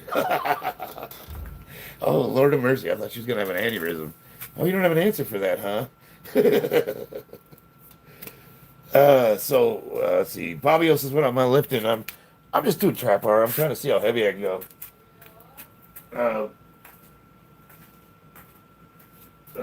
Now I don't want to. No, so I got this. I can do this. This will be the heaviest I've tried since I got surgery.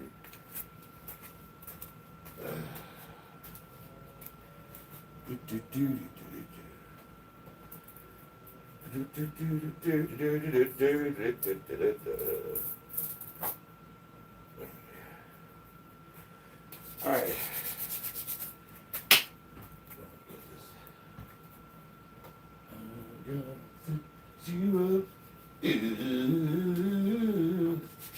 Easy. It's lightweight. It's a trap bar. Keep the arms locked.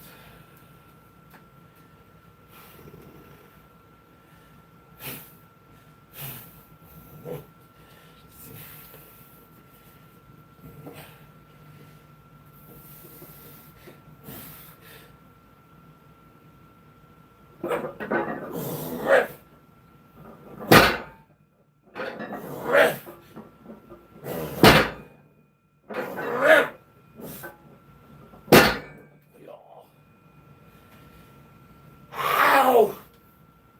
The bar hurts. I have little tender bitch mittens.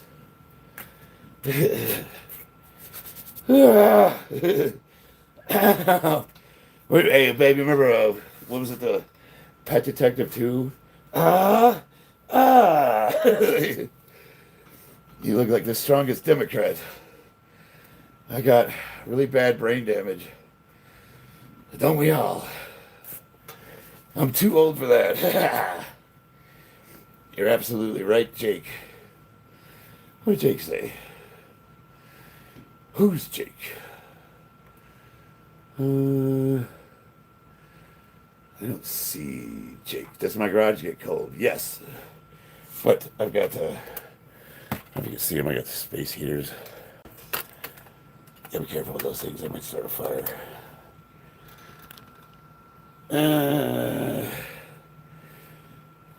Scroll up and read my comment.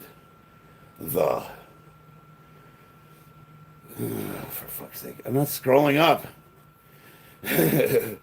What unit when I was in Devil Dog? Romeo 511, 5th Battalion, 11th Marines. And I did some time in headquarters too. After I got injured, the last 6 months I was in headquarters. I was in the S3. I could type 45 words a minute without error. How much was that? That is 545, 565 pounds.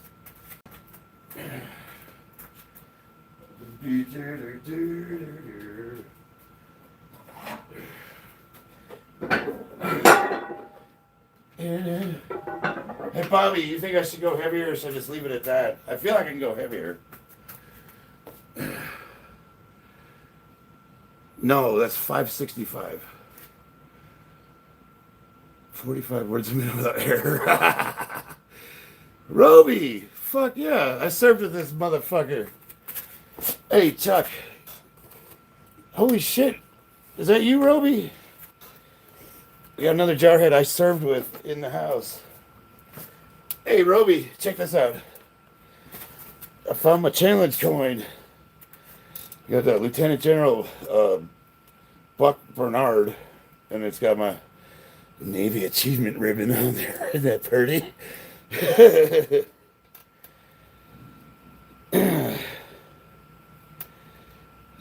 Semper 5, Fox 2-5.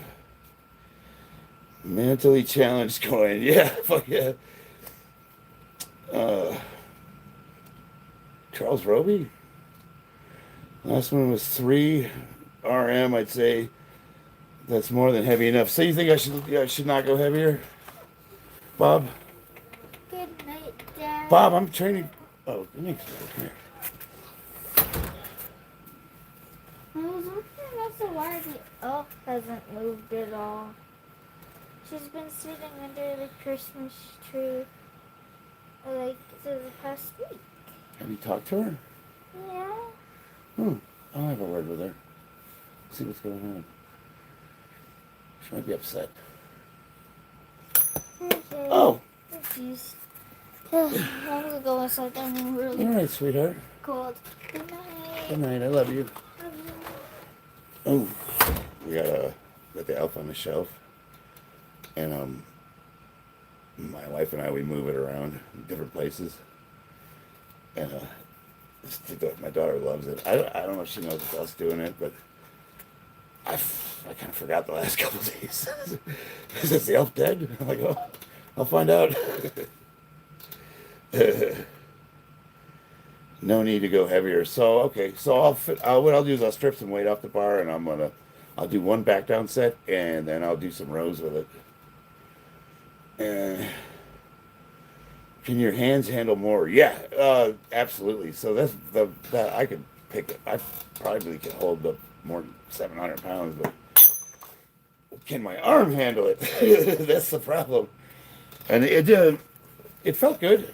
I didn't know pain or anything. Wish I could live long enough to have kids. Oh, that bums me out when you say that, Rich. Let that CNS bicep get acclimated before going up in weight. Okay. Charles says, give Della my love. Bob, so I need... Steve Dennison contacted me, and because I had to drop out of that meet in March, he's totally comping me to compete on February 28th, and they're moving the Desert Rampage competition here in Nevada to California, and they're merging competitions, so it's going to be a big meet, and I'm hoping I get to take my wife on a little mini vacation, and I'm going to compete. I'm going to see if I can I get back to where I was in March? I don't know. I'm benching probably 350-ish. Squats are fine. I want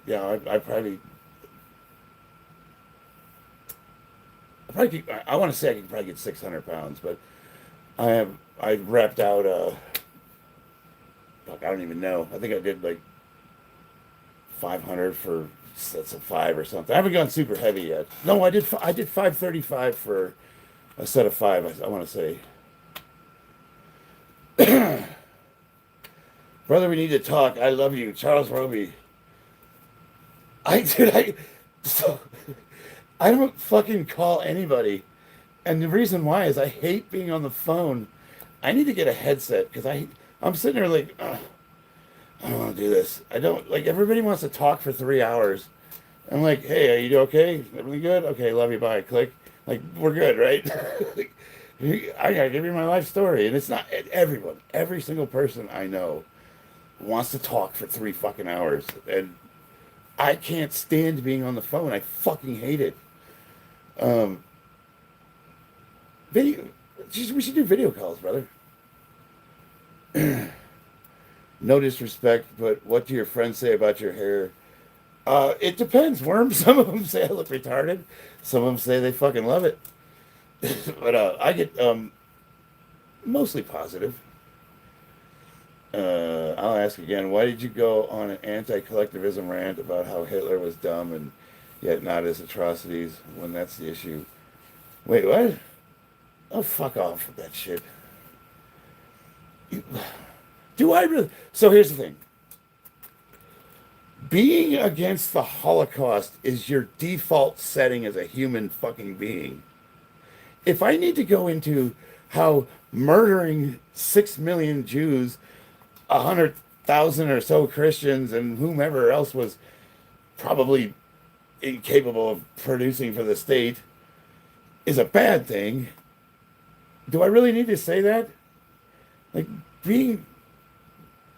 It's like Antifa, like Antifa, like anti-fascist is most people's default setting.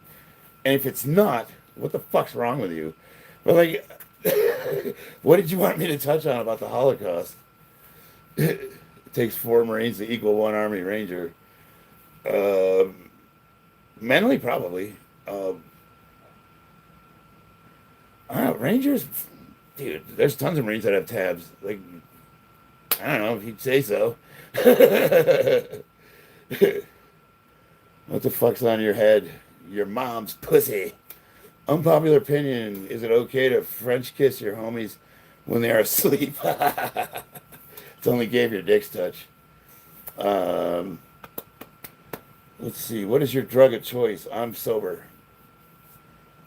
My drug of choice is whatever the fuck you got laying around. Roby, good luck with that. She says.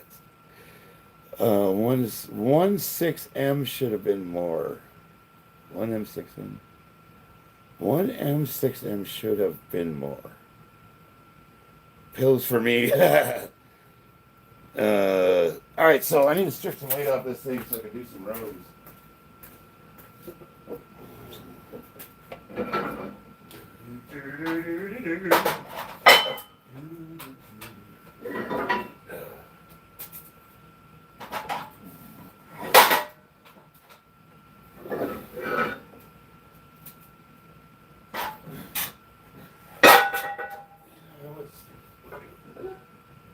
Let's do 2 plates. Oh no, we don't want dead rows.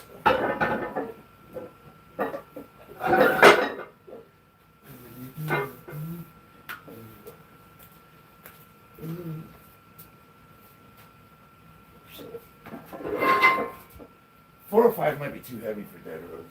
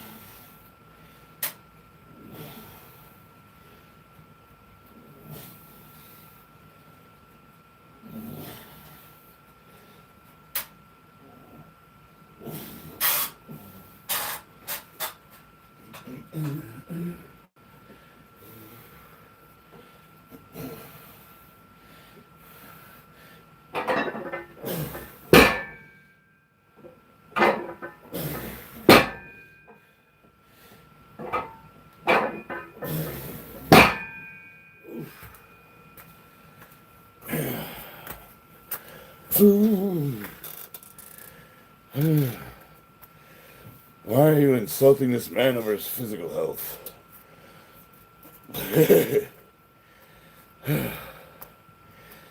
I smoke pot in the house every day for an entire year. Hello to all and God bless them. What's up, Joseph? Thank you, Devin. I like your workout double pull. Thanks, Bobby. I actually, the reason I threw pull-ups in there is because you're in the chat. I was like, oh shit, Bobby's here. I gotta do some pull-ups. Clean my screen there. That glare was kind of bugging the shit out of me. My testosterone gotta be at least 1,200. Actually, it was 1,069. Bob, this is my blood work. You can see the number there. I know it's backwards, but 1069. Pretty good. Actually, 1,200 is where I want to be. Merry holidays. Happy. Openly said he redefined social media. Okay. The C word shot turned me gay. Jake, what's up? What did Roby say of the kids? Jesus wasn't born on the solstice. I don't know what to fucking say. Shit I don't care about for $500, Bob. Oh, I need to plug my phone in. Looks like it's gonna die here. That would be bad. I'll take who gives a fuck for 500.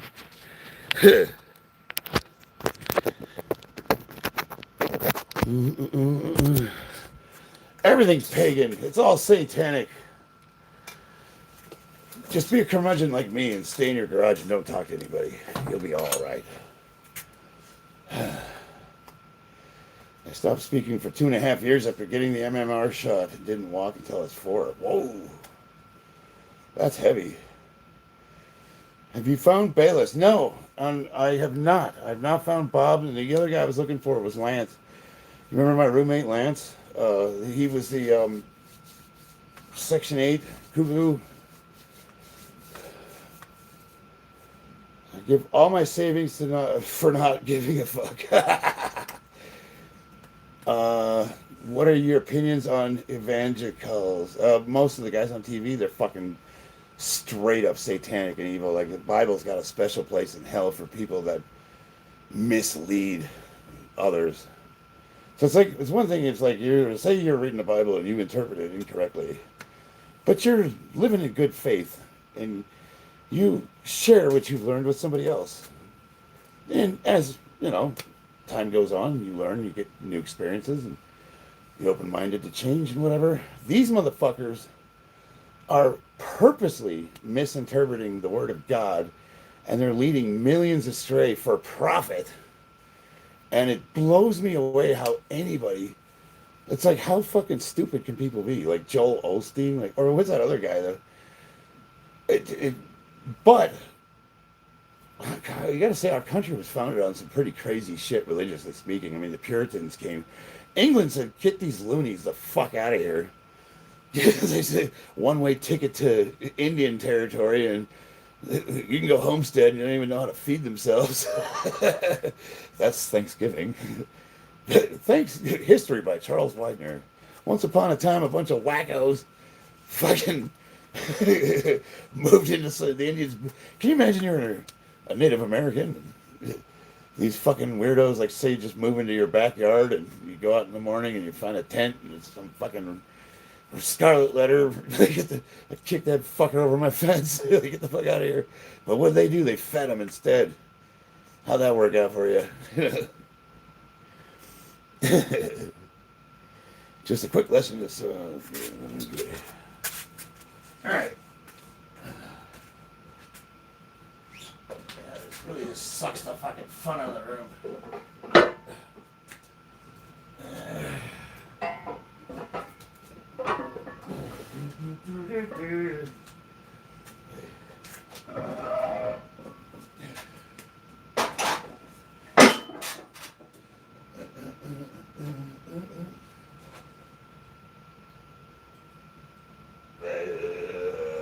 Through the collar, I had it in my hand. Oh, yeah.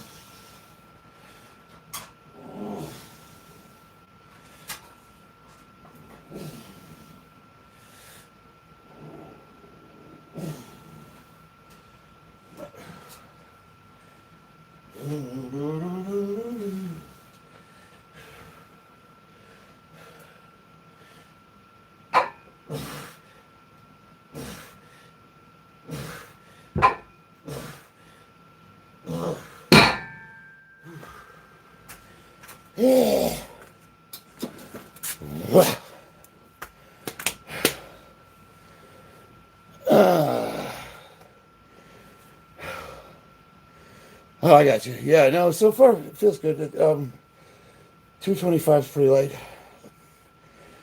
I saved my grunting for the toilet. Ven, ven, venif, Venifica delirium. What do you think is going to be in the Epstein files? Nothing. Honestly, I've pretty much lost interest. I don't even give a fuck anymore. Where did this bar? Bobby, where did we get this bar? Did you buy that one for me, or did I pick that one up?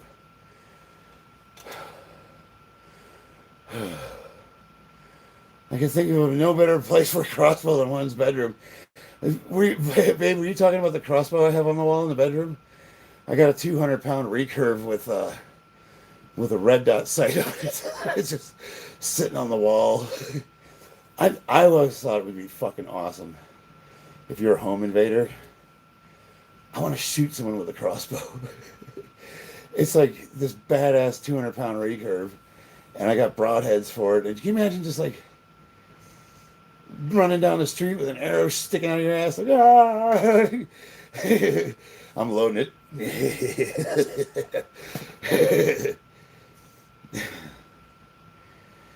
I just subscribed to your channel. Thank you, Joseph. Hell yeah, man. It's the Cap Barbell one. Is it? Yeah, did you buy that one for me? Did you get that on Amazon? My burner YouTube account. What's up? You clean or juiced? Well, I mean, obviously I'm not natural, but there's levels to it. Like, am I clean? And so the problem with saying am I clean? That insinuates that I'm doing something that's either immoral or wrong. And I'm not. So I'll bring you some venison. Hell yes. I want to be loaded up.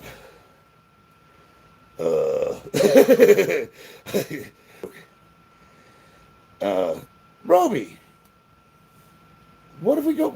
Let's go fucking hunting, dude. You got guns? I got guns. You grab your musket, I'll grab my fucking crossbow, and we'll go fucking get some elk. I don't know about getting tags, but like, why don't we go hunting? Why have we not gone hunting together? My wife's got her 30-30. I know she's been itching to probably shoot me with it, but well, so Charlie's Angel. I'm on more than TRT, but like, you know, it's like I've been showing my blood work to show people, like literally, like, so again, my free testosterone is 1,096, which is 51 years old. That's high, but it's not like, you know, people either think you're on TRT, which is doctor prescribed, barely anything. It's just to put you in the range of a normal person, or you're on fucking Halo tested or Trenbolone, and you got enough to fucking murder a racehorse, you know? It's like sometimes do a little sprinkle, it's a little tiny bit extra on top of what the doctor prescribes. And I was pretty fucking yoked as a natural lifter, so because people were like, so they were all joking around. They were like saying, like, because I had to get off everything for surgery. Like, oh, you're gonna lose all your size. You're gonna lose it all because you didn't earn it. Because I didn't fucking lose any size at all. Nothing. I didn't train for months, and I'm like, I lost a little bit of strength, but like, why? Why is that? How come I didn't lose all my size when everybody else always does? Because I was a natural lifter.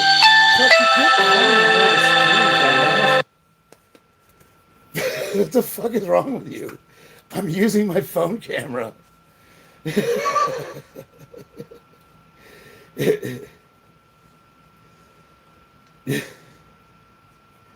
Honey's a draw here in Nevada. Sped sexual. Are you a sped sexual? I don't know. We only say, like, I ain't gay, but $20 is $20, you know? All right.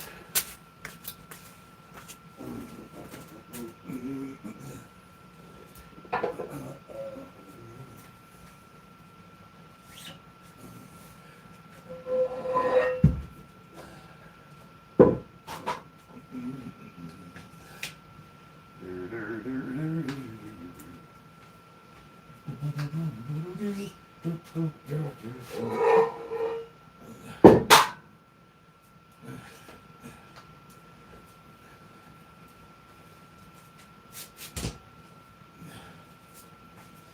baby, how are you feeling? Are you gonna be awake when I'm done? Or are you looking to go to sleep?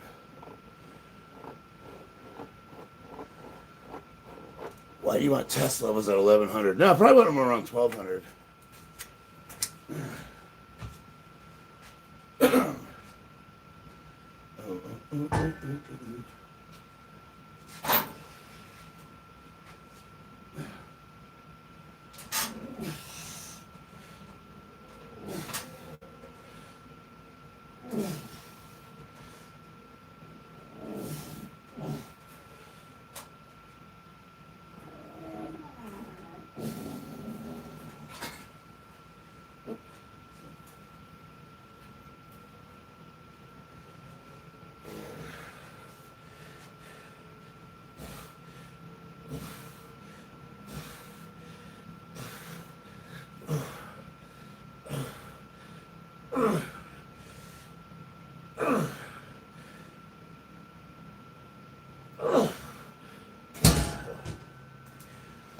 So to answer your question, why do I want my test levels at 1200? Well, because right around anything above 1500, you get diminishing returns, and and really 12 to 1500, you get diminishing returns, and you start running into dangerous side effects.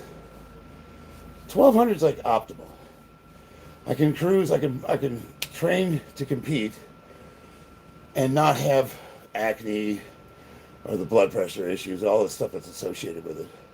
So keeping it right around 1200, it's the most bang for the buck. It's the most amount of gains, least amount of negative side effects, if that makes sense. Whew.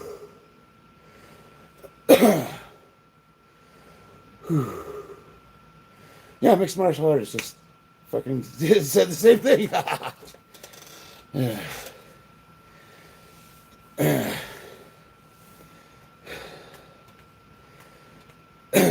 Past 1K benefits are flat. What the fuck would you know about it?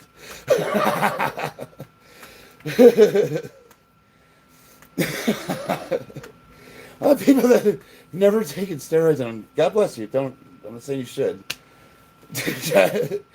Like, I work with doctors and physical therapists and trainers. Like, I'm sorry, I'm gonna go with what they tell me. So if you're at 300, you're at the bottom end of normal. And what I would look to do is figure out quality of life issues like stress, diet, there's a lot of factors, mostly stress. And stress and diet are the two biggest factors for having naturally low testosterone. And if you look at like test boosters, most of them are snake oil. But really all they're trying to do, if you look at the vitamins that are in most of them, they're pretty ubiquitous. You've got zinc, magnesium, your Bs, B6, B3, B12, magnesium, zinc, D, vitamin D3. What am I missing, Bob? Or Christina? But anyway, they all seem to have the same ingredients, and a lot of them is what the body needs in order to produce testosterone.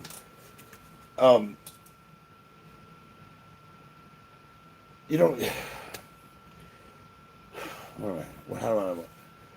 Most guys, I would say, before I jump on testosterone, if you're in range, because there's men that. So you also understand that we're all different.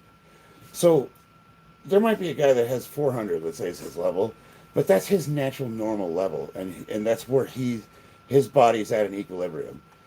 That's what genetically he exists at that level, and that's perfect for him. 300 is on the low side, but it's still in the range of normal, and it's something I think that you probably would be surprised by how much you can increase that with just lifestyle changes. But if you're checking all the boxes off, suffering from depression, low libido, heart, blood pressure issues, go to a doctor. That's what I always say. Like, people don't get me twisted. Like, I'm not advocating for the use of steroids, but I will say, like, TRT for older guys, for me, is a fucking game changer. And you can get your blood work done just to know, just see where you're at. And this is everything. This is not just my testosterone. It's all of my organ functions, my cholesterol, everything. And I don't deserve to be as healthy as I am. Christina says I'm a cockroach. Like, they have a fucking nuclear war. I'm gonna be the little glowing thing that crawls out of the rubble, and I'm like, here I am. Like, I have defiled myself over the years, and I do try to live pretty healthy, but my numbers are perfect. I got two things that are out of range. One of them is cholesterol. I'm genetically low cholesterol my entire life. I've always had low numbers, so my HDL numbers need to get up. And then what's the other one? MPV. What the fuck is that? It's on my CBC panel. So I'm at a 9.3, which is low, and the range is 9.4 to 12.4. I don't know what that is. So anybody know what MPV is? Everything else is right in the fucking the pipe, 5x5, baby. My diet, Jake, I'm kind of like I do what's called like the 80-20 rule. So 80%, and we eat pretty clean. Like, for dinner tonight, I fried up some pork, like, the ends they cut off when they're doing like the ribs and stuff. They sell those in a pack. And I fried it, cut them up, made some ramen noodles, made the broth, put some cilantro, some green onions in it, threw the pork in there. We had ramen. We do that a lot because it's real quick and easy to make a ramen out of just about anything. My wife will cook a bunch of chicken or whatever, and then we'll just pick that apart and make soup with it. Or we eat a lot of like Mexican dishes. We'll make burritos and stuff out of it. But 80% of our diet is like that. We know what it is. We cook it. It's rice. It's potatoes. It's pork, beef, chicken, whatever. 20%, whatever the hell you want, man. You got to get out there and live a little. You want to go to the Cheesecake Factory, whatever.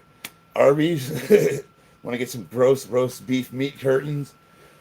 Fuck McDonald's, but I mean Burger King, whatever. 80-20. If you could follow the 80-20 rule for most things, it's moderation. Then you can go live a little. You can eat that fucking pizza, The hard part is the 20%, like keeping that, like, strict to it. It's easy to talk yourself into cheating, but if you do, you're going to see bad results. So, you got to have a little bit of discipline. It really helps to log things. Like, what I always tell people when they're first starting to diet, write down what you eat. Keep a log. So that way you can just look at it and be like, you know if you're cheating, if you're fucking up. But it's a super easy diet to follow because all you really got to do is count your calories, keep under your caloric intake. You can pretty much eat whatever you want as long as it's identifiable. Like, it's rice. You cooked rice. There's nothing added to it. It's got no fucking preservatives. You cook the chicken. It's probably got more steroids than I do, but whatever. It's meat. You made it yourself. And then the other 20%, whatever. Go get some pie. Average size of your platelets. That's interesting. No, I do not drink, Jake. I am a pretty bad alcoholic. Arthur Fleck, cute name, support breast awareness or something guy. No. I'm a fucking libertarian. You don't tell me what cause to take up, motherfucker. Some say Black Lives Matter. Some say White Lives Matter. Some say all lives matter. Marines say no lives matter. You are all equally worthless pieces of shit. My brother's a big fan. Can you wish him a happy birthday? Richard, come on, dude. You got that's like lame. You're like the ninth person to spam that joke. So Richard's either a bot or he's retarded. Like, come on, think of something funny, right? I mean, if you're gonna troll, you should be good at it. Like, it's kind of lame. Do better. Don't forget to drop a like if you haven't already. Hell yeah. There's part of me that wants to block Richard Alexander just because I know he's retarded, but I kind of want to keep him around to see if he can come up with something funny. All right, what are we doing? Oh, I wanted to do some, let's do some kills. Yeah.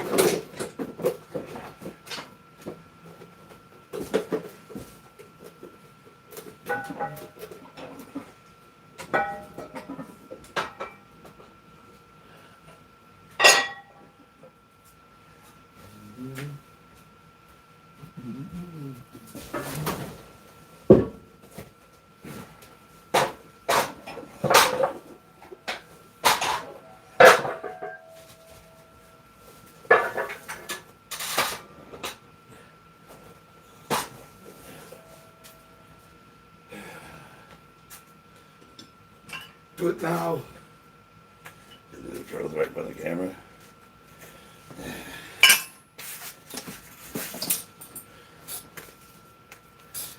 Hey, yo. Hey. Oh, just stay there. Wait, gotta get the good bicep. Here we go.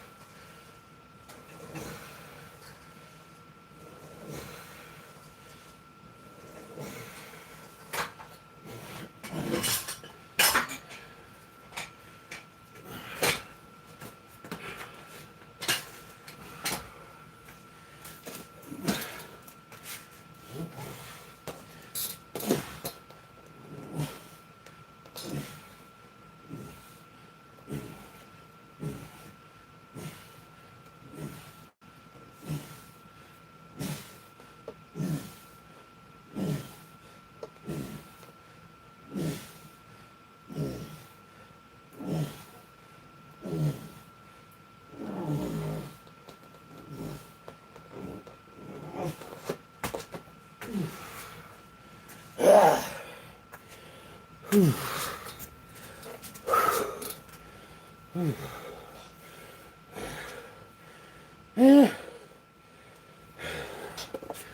It's a girly man, guys. MOS 0844. Daquita. Got you going?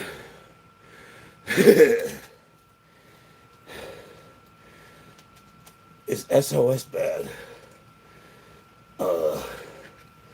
0844. Field Artillery Fire Direction Controlman. Big guns, 155 millimeter howitzers, M1908 and M777. But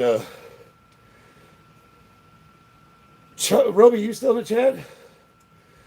Guy served with us in the chat with me, and I was gonna ask because our battery, I think, became a HIMARS battery. Coast Guard here. Fuck yeah, dude. Coast Guard rocks. Do people joke, but the Coast Guard, on a day-to-day basis, sees way more action than any fucking, pretty much anybody in the service. There's no way you're natural. You're okay. No shit. Who are you telling, bro? I'm here with a group of my friends. You think you're ratting me out to somebody?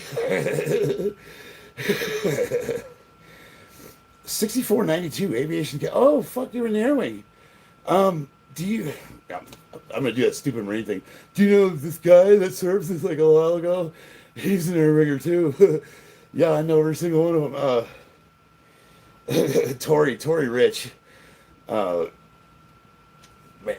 maybe you know him. I know him. He was the same MOS. Don't mod so many opinionated people. Don't mod so many people. Chat just likes to see a blue, especially with these opinions. Okay. You should have more than 26 people. The great one, what mods are you talking about?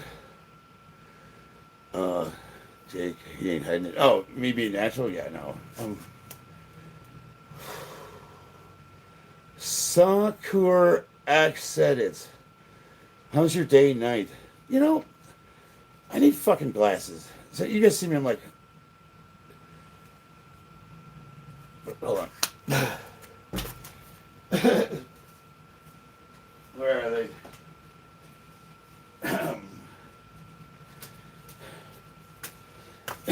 Oh, yes.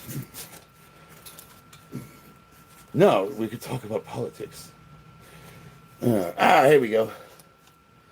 The Coast Guard people that I've met are super impressive.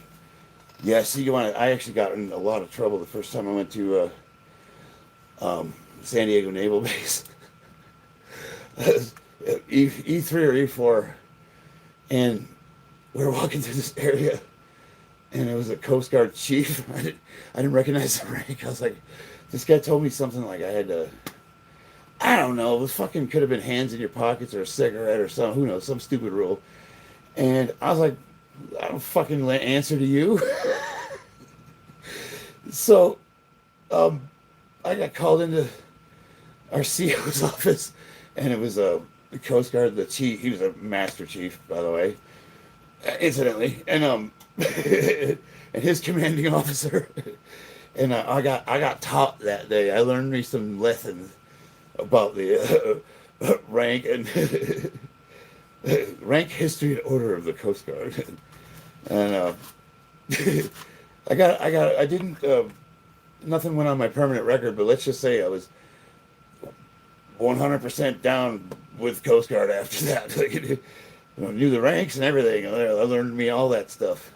And my sister was in the Navy, and I got a lot of, well, corpsmen are in the Navy. We had a lot of Navy friends, but the Coast Guard, I just saw this guy, and I'm like, I've never seen the chief on the collar before. That was the first time. And I was like, this guy's wearing a blue uniform, and I'm like, who the fuck is this guy? Tell me what I'll tell you, motherfucker. I was wrong.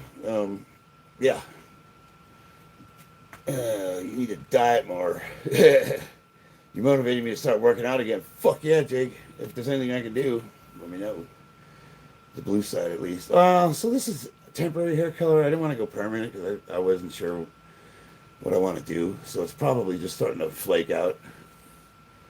Because when you first put it in, it looks legitimate. It looks like real dye. I'm assuming you're out or retired. Fuck yeah. Well, you don't ever stop being a Marine, but yes, I am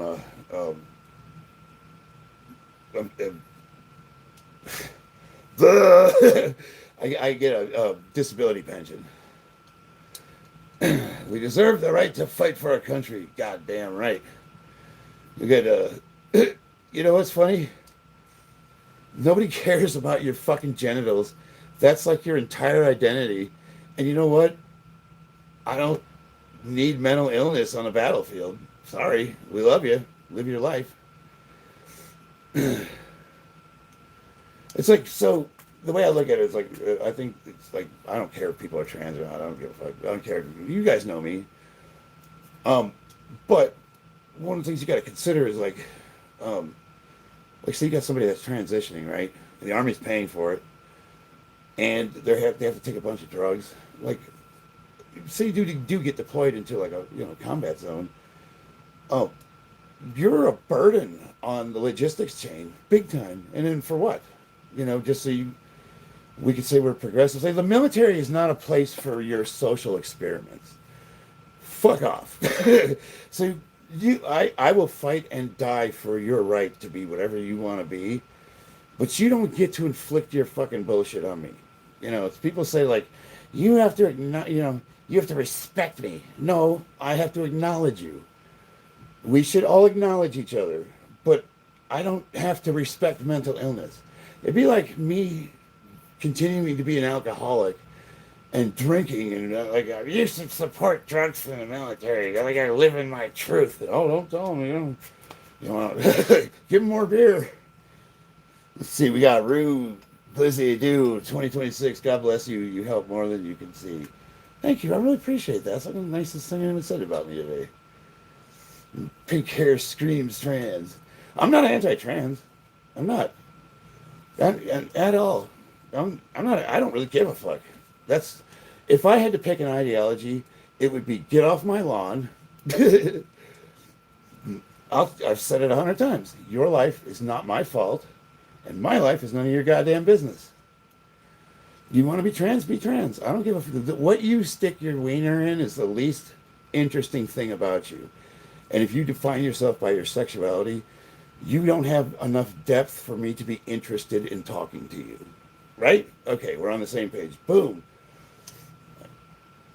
Whatever. Say my hair screams trans. Cool. Right on. I think it's more like 1980s. Fugazi or Butthole Surfers, but I guess I've lost the touch. Do you prefer Glock 17 or 19? No. I don't like Glocks, and not because there's anything wrong with them. It's like the Honda Civic of handguns.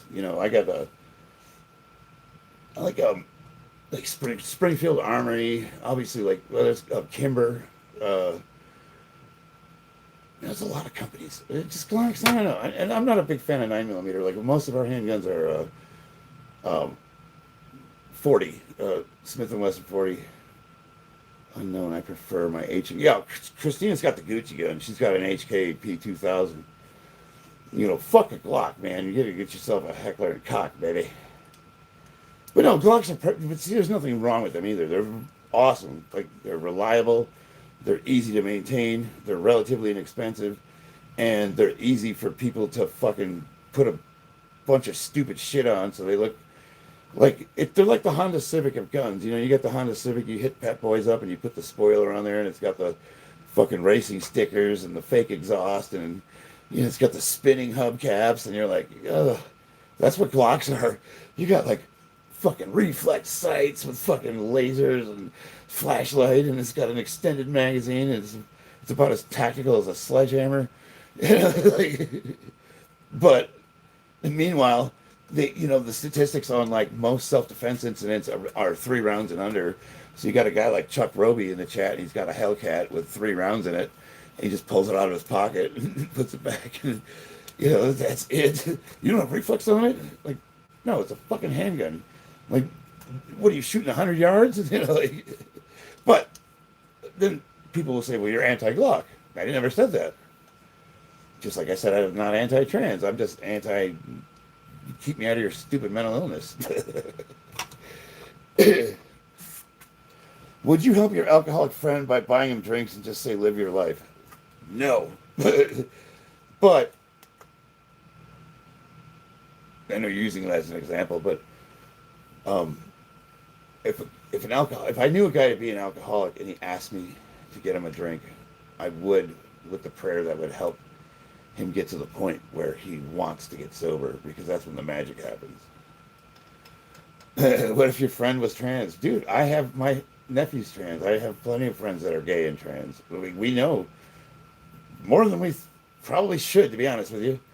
No, see, you guys don't understand the difference between the thing and the ideology. So, being trans is perfectly fine. If you're in your rights to do so, you want to mutilate yourself and nurture your mental illness, that's perfectly fine. Go ahead and cut that wiener off. I'll fucking get the scissors, baby.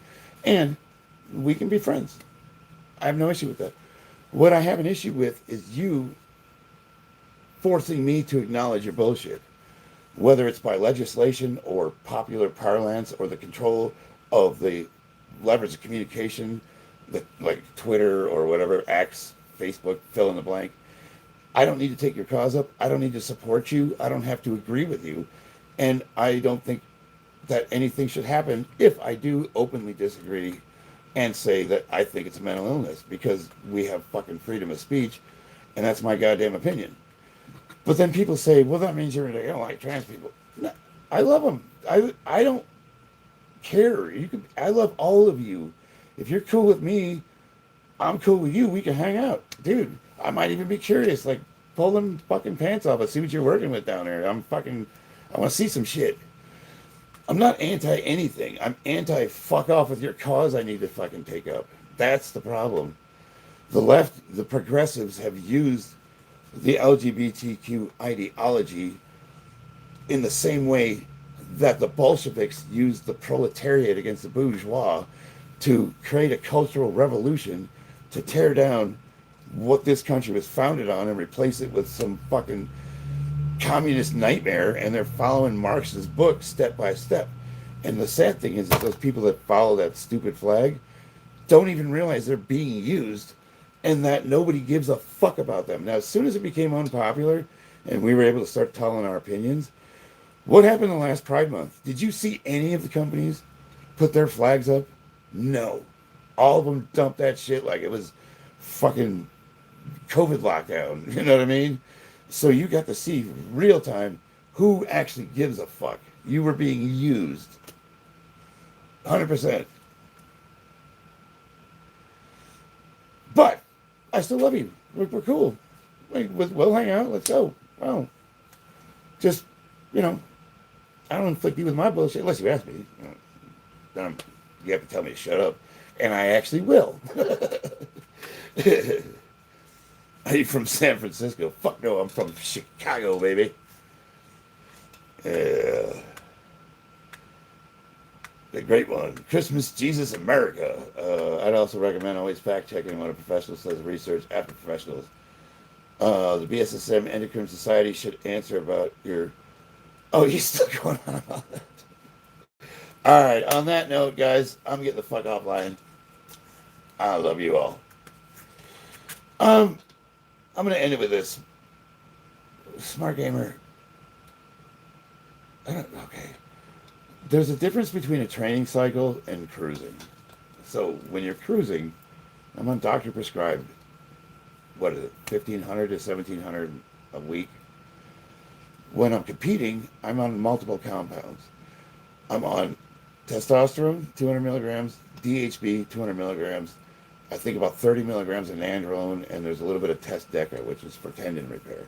Now, all those compounds work in synergy with each other, and some of them actually stop your body from producing testosterone, and they cause issues with aromatization into estrogen and estradiol, And you can have a whole bunch of downstream effects with your endocrine system, which is why I get my blood work done